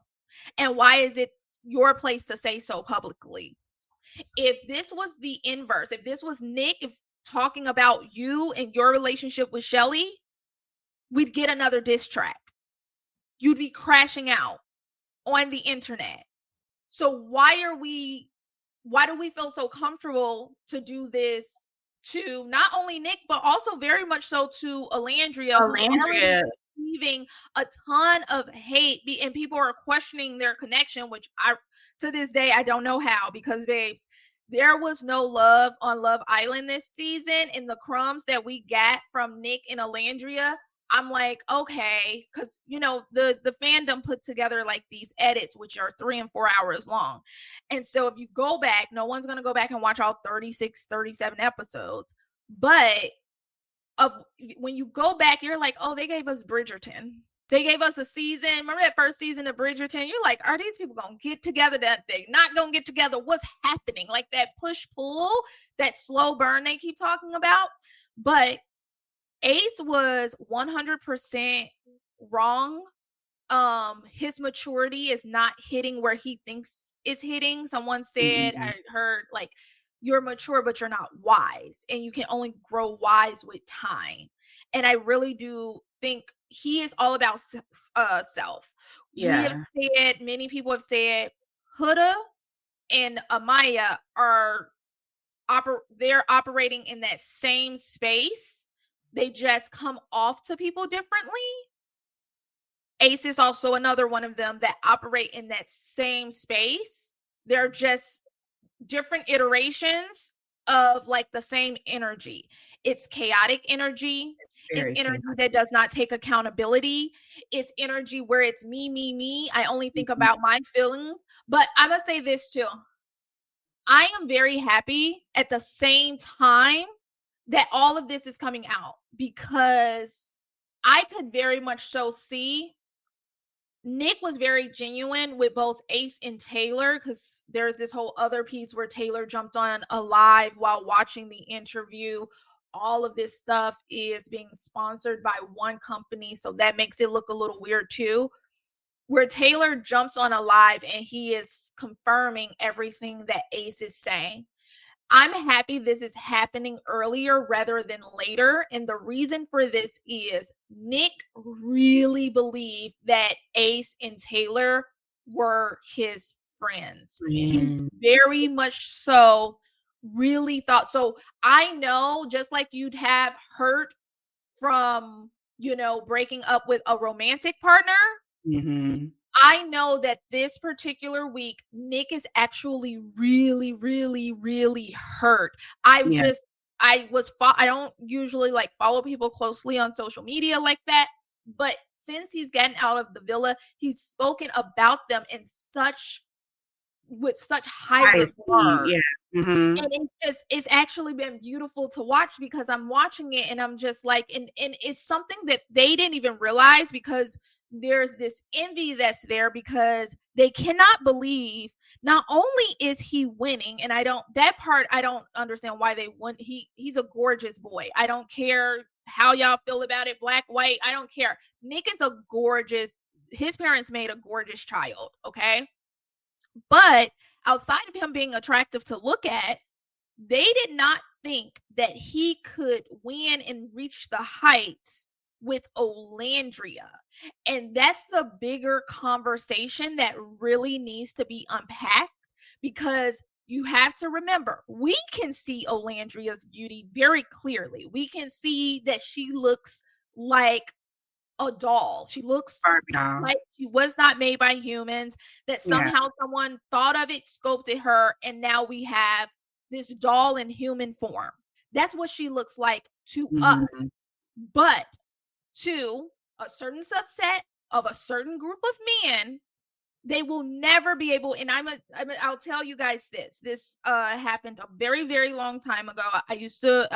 I'm also a cosmetologist. I was in a salon. We had a barbershop side, and they were getting into a conversation. The guys were getting into a conversation about celebrity women they were attracted to.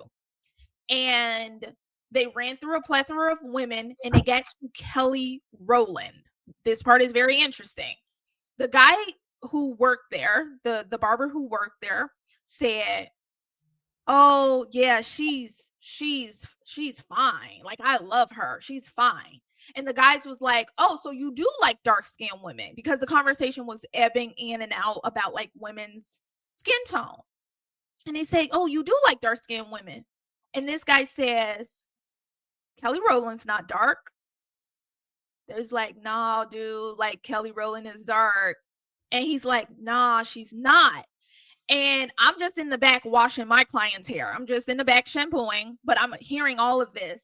And it was in this moment, like, at least for this group of guys, where I like, he only thinks of Kelly Rowland as attractive because in his mind, she's not of a darker tone.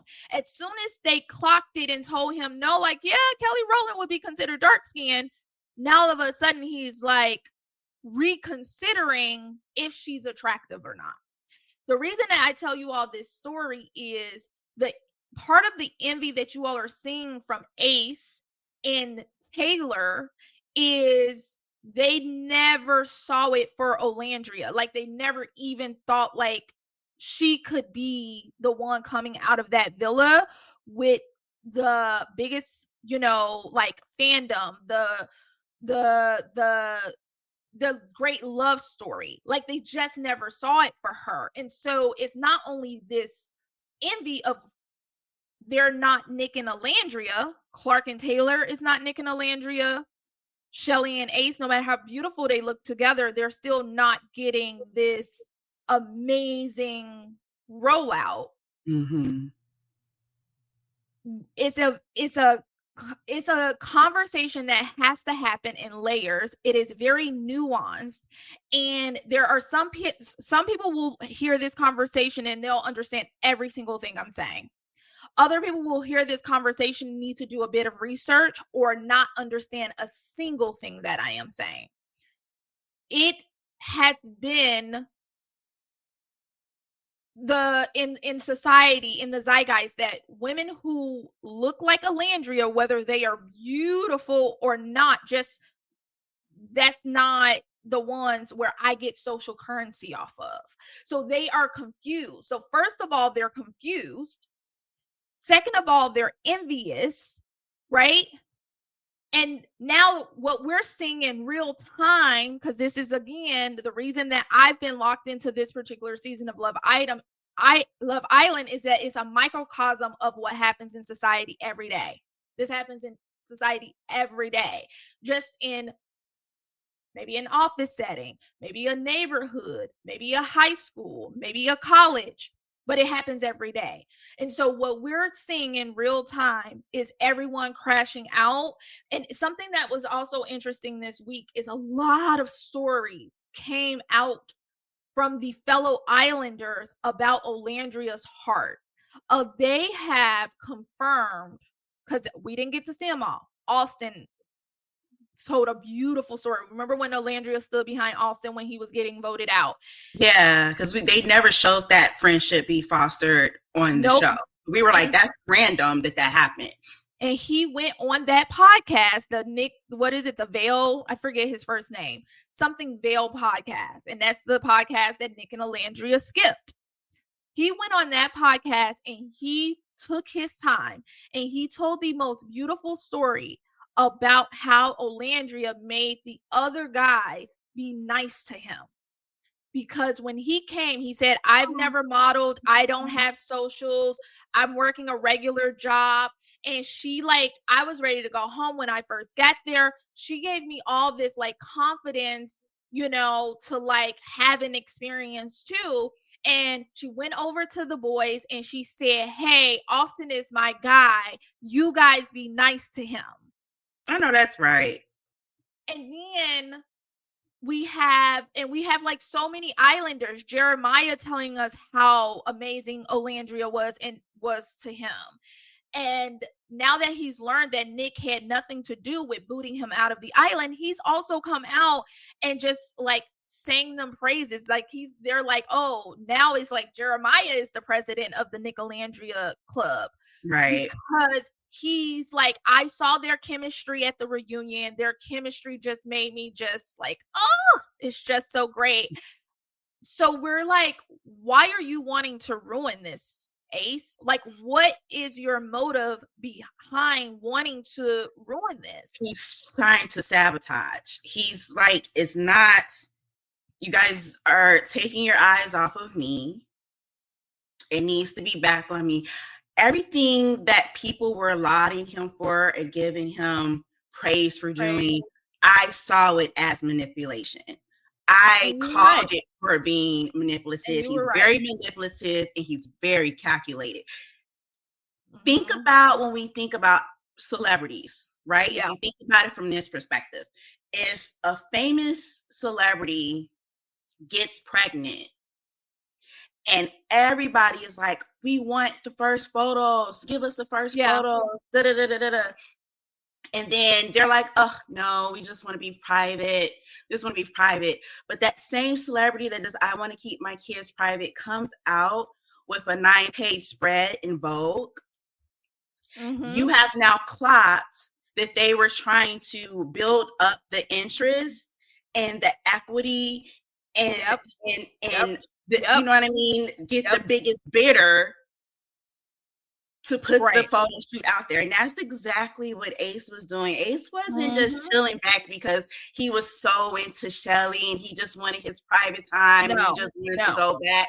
He sat there and he was taking notes on all of his so-called friends.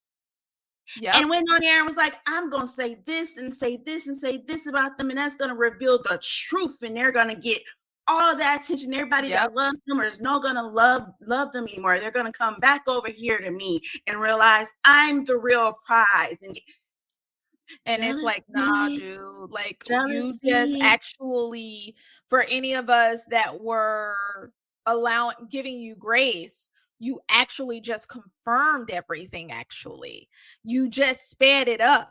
And I'm going to go back to what my main point was before I went off on a bunch of tangents. And that is, I'm actually happy that this is happening earlier because Olandria and Nick together, separately and together, they're going all the way. They're going to the top.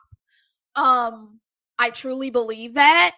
And so there's no point in having darkness around you. So we got to get rid of it and get rid of it early because it can't be up there. And the same thing happened with Huda. I was so bought because I was on them people's TikTok. I was all over the place. And I told you when they first came out, Olandria seemed very down. We now know why. She revealed it during the reunion.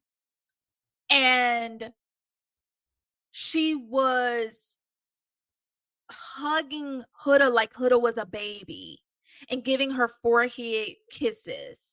And Nick was there. And I was already had just watched the last episode of Love Island. And I'm like, why is she in their shot in their final moment? Like, dang. And people were like, oh, everyone was in tight dresses. They couldn't swim. I'm like, okay, whatever. But then we get out and we're on TikTok and Nick and Olandria are just talking to us. Olandria looks a little down, but she's the one that's hugging Huda and giving her these kisses. And I'm like, wait a minute, what is this? What in the third wheel is going on? Let them have a moment together by themselves. You guys are in an Airbnb. There's still all these people around. What is happening? And I was like, that girl is going to bring Olandria down. She is leeching onto you all. And I'm like, Olandria doesn't see it. And so when she did that podcast, and it was a very hurtful podcast and commentary and chaotic and confusing, but I personally was happy that it had happened because it put that distance in between to gain perspective on this person. Yeah. And so now she's not able to, third wheel them, because that's if she would have been able to stay in the good graces of Olandria, she would have been all of these beautiful shots we've seen of Olandria and Nick. Huda would have been somewhere really close by. Do you understand what I'm saying? Like and I'm like, this God just does things. It's not for you to understand all the time. And the way that they are, because a lot of us that have lived experiences, we're a little older. We know that some people have been in our lives way longer than they needed to be. So the fact that they're able to, shave these people out of their lives very early on, and these people are telling on themselves, this is actually better for them in the long run. In the moment, it feels icky. It doesn't feel good. In the long run, it's going to be great. We have to put this all into perspective, right? Just to close this out, these are people that have known each other for about 6 to 8 weeks tops. You know what I mean? So they don't really know each other the way they probably think they know each other, and the environment that they were put in just intensifies all of the bonding and the everything, because you're just all you have 100%. Is other, right, with no people on the outside. And so it's going to take them time, and I think we're seeing in real time of them kind of being like, it's not even that you're not who I thought you were, is that I didn't really know you to begin with. Know you. That's the case. Like, to put it in perspective, these people did not know each other like that, and everybody had their own kind of ulterior motives, because at the end of the day, when you go on a reality 100%. Show and you go on a popular reality show like Love Island, you do have an ulterior motive, like, period. And it's not making it be necessarily a bad thing, but you do, like the way Ace was trying to frame it of, oh, they're talking about how much we're going to grow. And yes, you're going to get some growth in following from going on a big show like that. And that's something that you're after, because otherwise, all of y'all look like Barbie and Ken. You wouldn't be on a dating show. You just wouldn't have to do it that way. So let's just call a spade or an ace an ace. And you guys are not real friends. You guys all had, hopes of this being your big breakout. And some people are getting, that attention that they came for. And some people are not, and they're jealous about it. And that is what it is.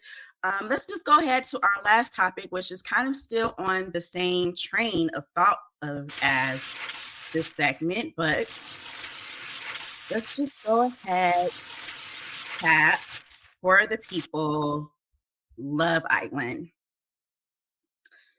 Thoughts on Love Island reunion in one word. My word would be boring. What would yours be?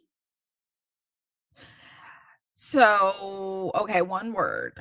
One word. Mine would be, I got to give it 2. Okay. Jeremiah's redemption. Yes. Well, let's talk about it, friend. You can kick it off. So I too watched the reunion, and I did think, I'm like, if they were there for 14 hours and this is what you all pulled out of a 2-hour edit, you all need new jobs. But leaning into the positive, Jeremiah found his voice. Jeremiah found his voice. He found a way to speak up for himself.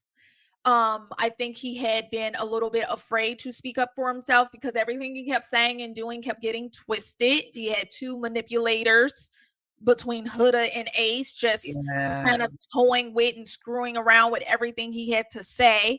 And so I think him leaving earlier and gaining perspective a little sooner than the other Islanders put him in a place where, and I love that he did it in like no bitterness. It was no bitterness on him whatsoever.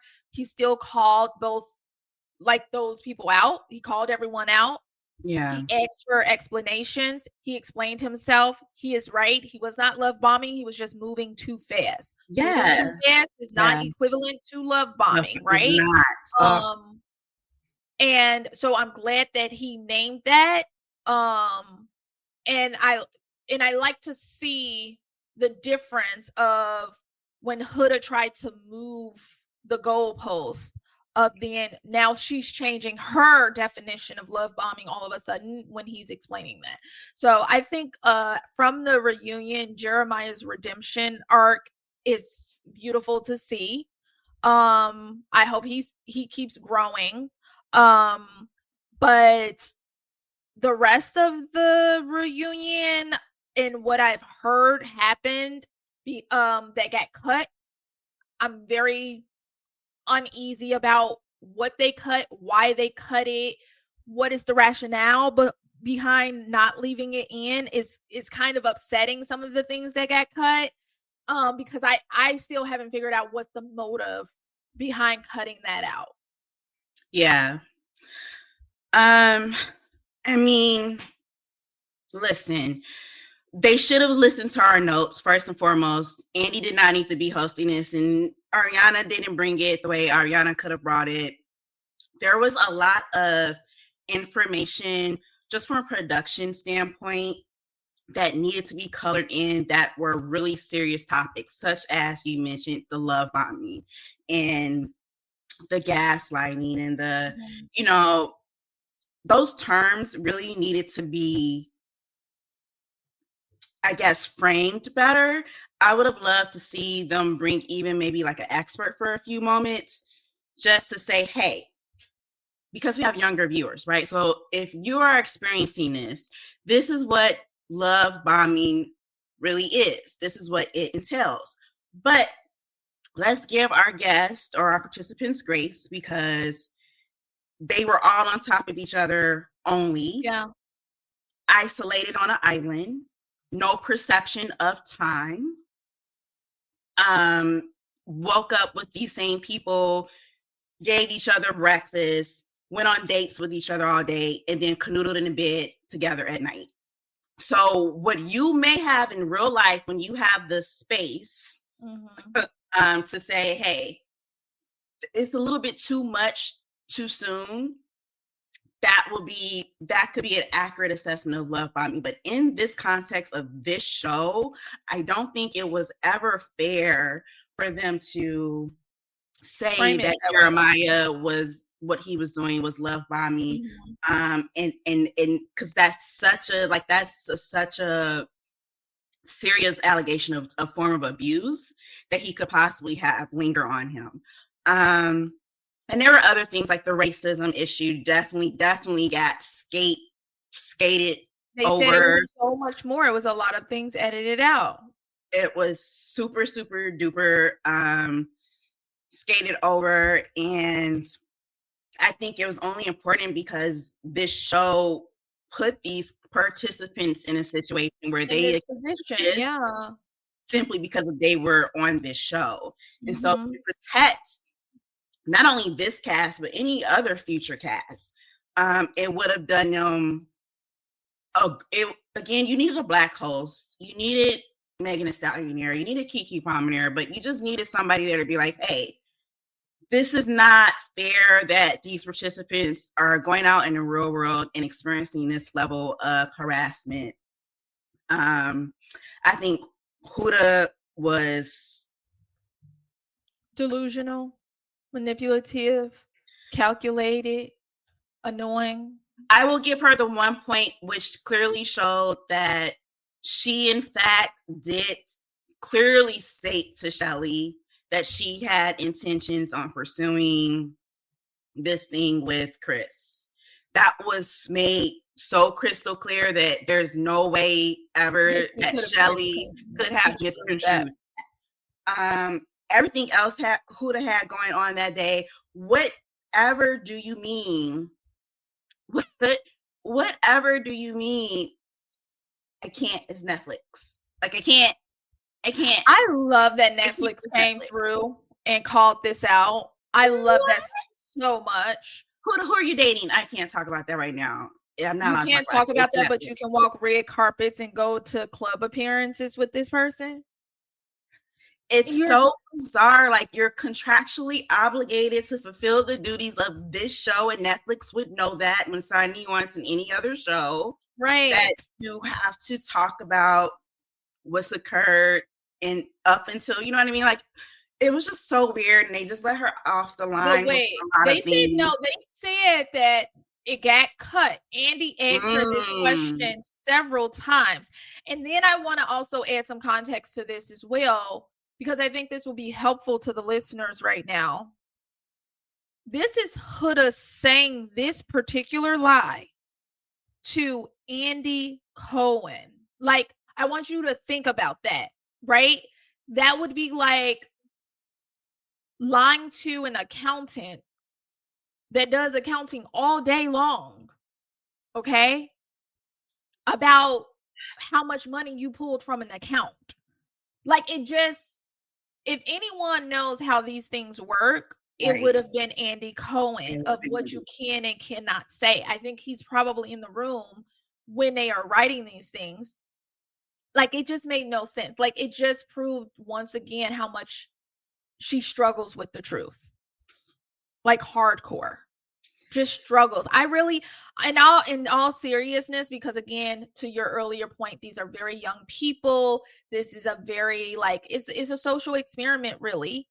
I really hope that she finds herself in someone's therapist's office and she is committed to therapy for no less than 2 years, because she doesn't see herself. The self-awareness is not in the room with us. Maybe she said, I've done a lot of growing. And Andy said, in 30 days, you done. Exactly. And I will say this. Originally, I was like, Andy is not the best person to host it. And I still stand by, like, maybe not the best. But after watching the reunion, I'm not mad at him for hosting. I think the producers, because they said they changed the producers, the whole team from season 6 to season 7. And it is giving, this new team does not know what they're doing. They just, because we didn't think that season 6 reunion was the best. For those of us who watched season 6, we got way more from season 6 reunion than we ever got from season 7 reunion. Oh, yeah, it was boring. It was a lot of paying attention to the sideline characters. I didn't even remember. And then my biggest pain point of them all was that, why did you guys wait like more than 30 days to have this reunion? Like, we don't remember any of these storylines that intimately. Like, they started talking about Hannah. I forgot all about, like, the ups and downs of Hannah's. I was like, I'm so disconnected from this, because it's not like they kept the stories going after, like, we've been all on this Nicolandria and Ace and stuff, and so it's not in the forefront of our mind. You want to know why this one was so challenging? Again, we have new viewers of Love Island, and when we have those who maybe have watched previous seasons, whether it's here or, you know, the other installments like in the UK or Australia. The reason why this one was so hard to hold on, I still remember everything from season 6, and that was a year ago. This was so hard to hold on to because everything kept rotating. We don't usually have like that many bombshells coming in one after another. Like, you have bombshells coming in, but the way that they just kept this moving non-stop, there was no, that's why, you know, it's, the sentiment is going out like, this was Love Island. Love Island season 7 USA had no love on the island. There are usually connections that are made like from the jump where people are not sure about them and they're just stuck between these two people and they just keep bouncing back and forth between these two people. Not, I got 5 people pursuing me and I'm not sure which one. Then a 6th person has walked in and now I'm interested in that person and this person is getting kicked off the show. We don't know why. That usually is not that's not usually the case. We usually have more of like a core of a cast. Yeah, it's very fragmented. You have bombshells coming in, but a lot of times those bombshells go right back out. Only like 2 to 3 bombshells will stick. Everyone else is like out. You know what I mean? Speaking of bombshells that stuck, Clark, were you silenced or were you silenced? Silent. Like, that was so weird. Like, did she say anything? She answered Alandria's question.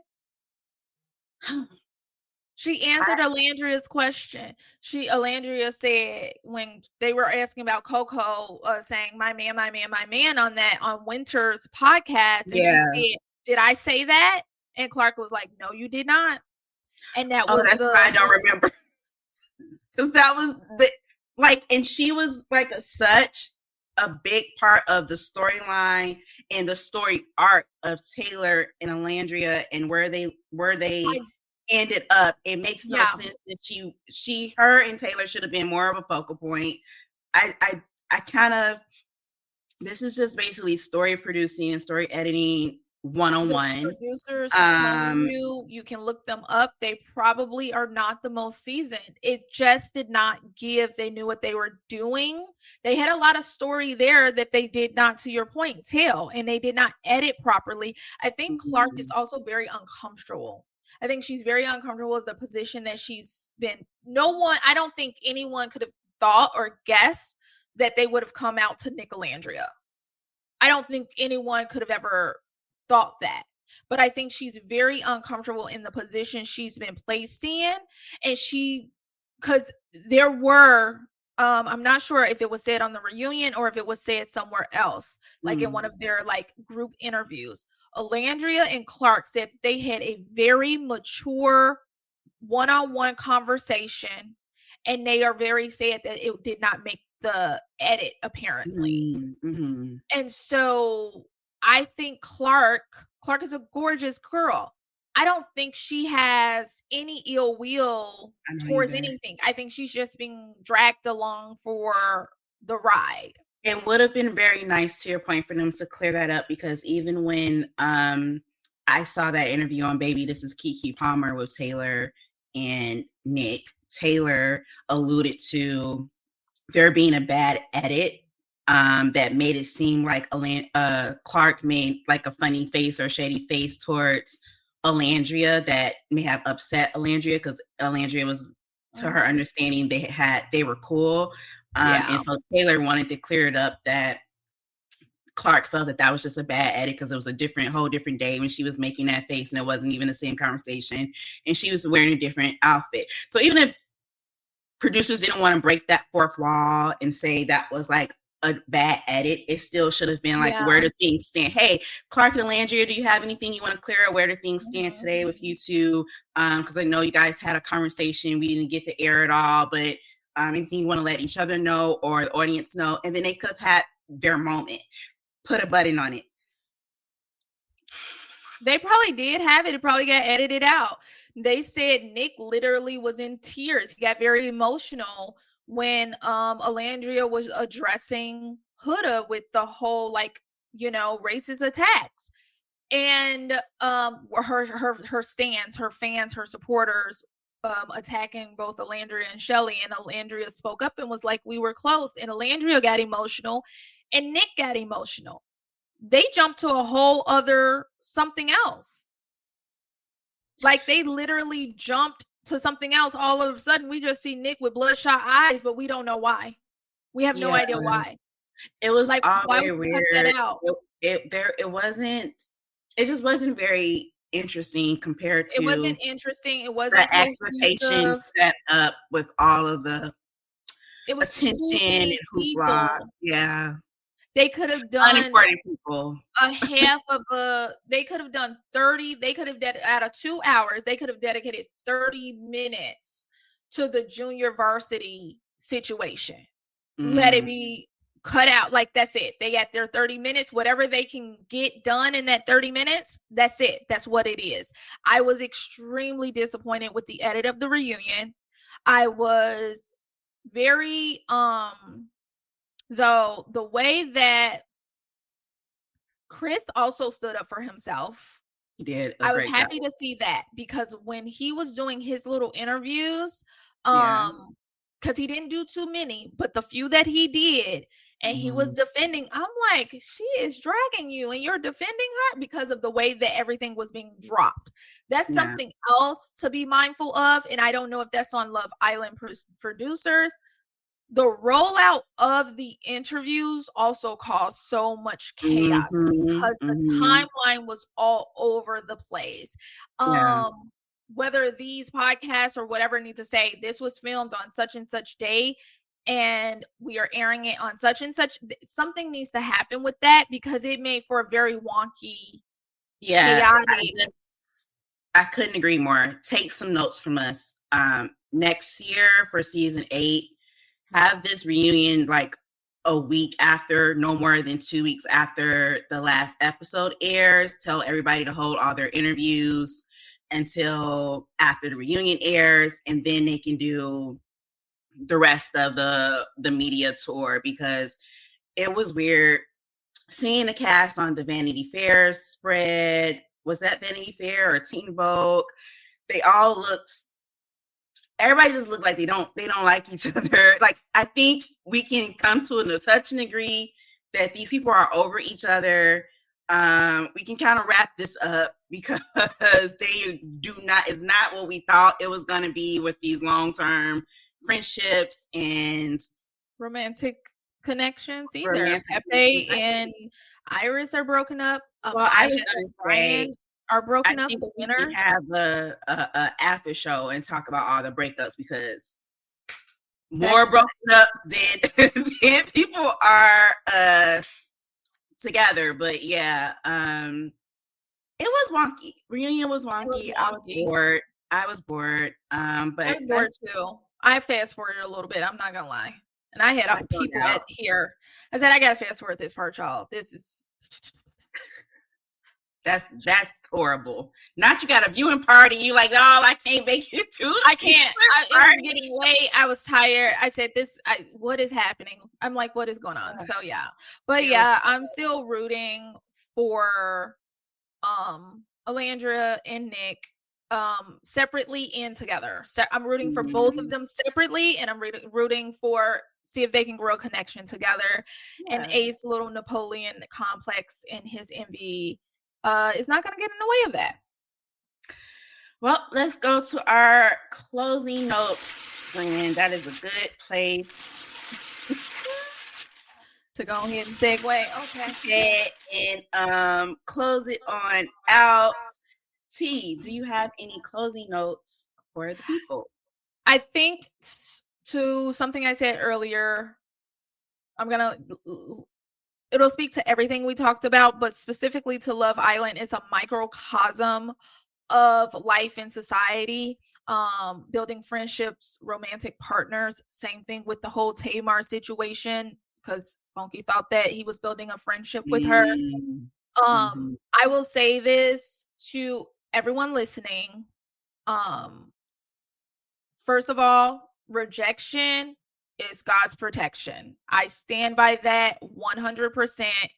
Do not get super upset, sad when people are suddenly moved out of your life, because you have no idea why that's happening. And 9 times out of 10, it is going to be to your benefit. That's my closing notes. Important. I love that. My closing notes are going to be, why aren't we showing it? But my closing notes are just going to be more so around Ace. Okay. So what we saw with Ace is pull out my notebook. A tale as old as time. It's called When Keeping It Real Goes Wrong. Mm-hmm. Okay, so being honest and keeping it real, as valuable of a trait as it is, it does the opposite when you are being cruel. Your point is to be cruel with your honesty. And I think we can see that happening in real time with Ace. If he was doing this out of the purity of his heart, out of the love that he has, he would have stopped for a moment and thought, how does this impact my relationship with Shelly? Because this is her friend relationship that I'm talking about. Will this make them maybe have issues with each other? Because that's what you do when you're an adult. You have thoughts, and they may be honest thoughts, but before you say said thoughts, you think about the lasting impact and the impact that they may have on people. And then you think about, is it necessary for me to say my truth? Do I frame it in a different way, or do I have some tact and it's not really even necessary for me to say in this very public forum? What about your relationship or friendship with Alandria, because you said over and over and over again, Ace, that was your dog and that was your friend. I was going to be your homie forever, ever. But what did it mean for her to hear you go on this, again, public show and say something negative, though it be albeit true to you, about her relationship? See, we just don't do that as adults, mature adults, Ace. Mature adults, no. How honest and truthful you may be being. And my last closing note for you, Ace, is I want you to really think about all the bridges you may have just burned, right? You burnt relationships with Nick, possibly with Alandria, possibly with Shelly. You may have caused friction between Shelly and Alandria, and you are causing issues with the network overall. Mm-hmm. Yeah. Because it was not your place to tell people what producers made you do. If they wanted people to know that, I'm sure they would have revealed that in the show. And so, hey, by all means, keep it real. Keep it real. But my advice and to just put a button in it is that keeping it real also comes with consequences. And we're about to see what those consequences may be in regards to y'all King's Ace. Because but may I also add to your note? Yes. His version of keeping it real was his version of it. Yeah. His version of keeping it real was his truth. To put that into context, it's the same way he had his version of his thoughts on Jeremiah. Mm-hmm. And we see how that turned out. Yeah. So, yeah.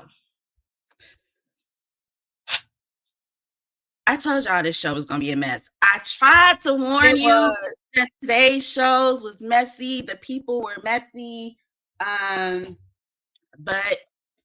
it is what it is. We made it through.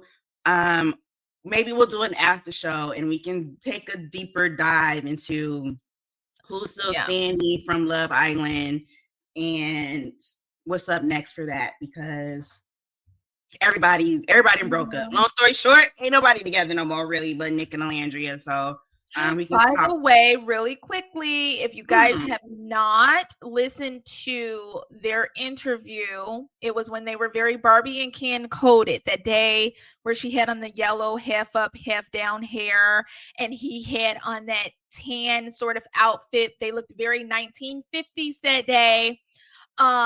They did an interview with the New York Times Modern Love. And the journalist came back and did a post interview, and it was 2 days after the reunion when she did the follow-up to it's a beautiful, like this journalist, I wish I knew her name. She is a great journalist. She asks all the right questions. If you haven't heard it yet, you've not listened, go check it out. It was really, really great. Awesome. T, tell the people where they can find you. You can find me anywhere as T Shantae. I'm T Shantae everywhere. I don't really be on them. I'm not even gonna lie to y'all. But let's be clear, that's where I am.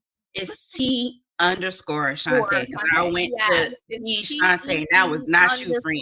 Shantae, and Shantae with an E, not an A. Don't ask me. Talk to my mama.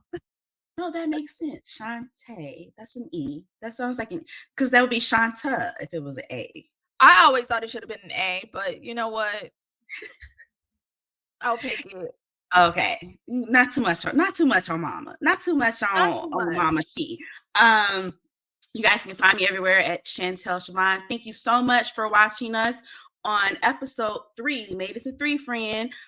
We have notes with T and Tel, and you can also listen to us if you're not able to you're trying to watch us at work or something, and you're not able to pull us up on YouTube. You can listen to us wherever podcasts are played. Yes. We're always just giving you the latest and greatest of what's going on in entertainment news and pop culture and a little bit of politics, and putting our unsolicited notes and spin on it. So thank you so much for tuning in. Until next week, guys.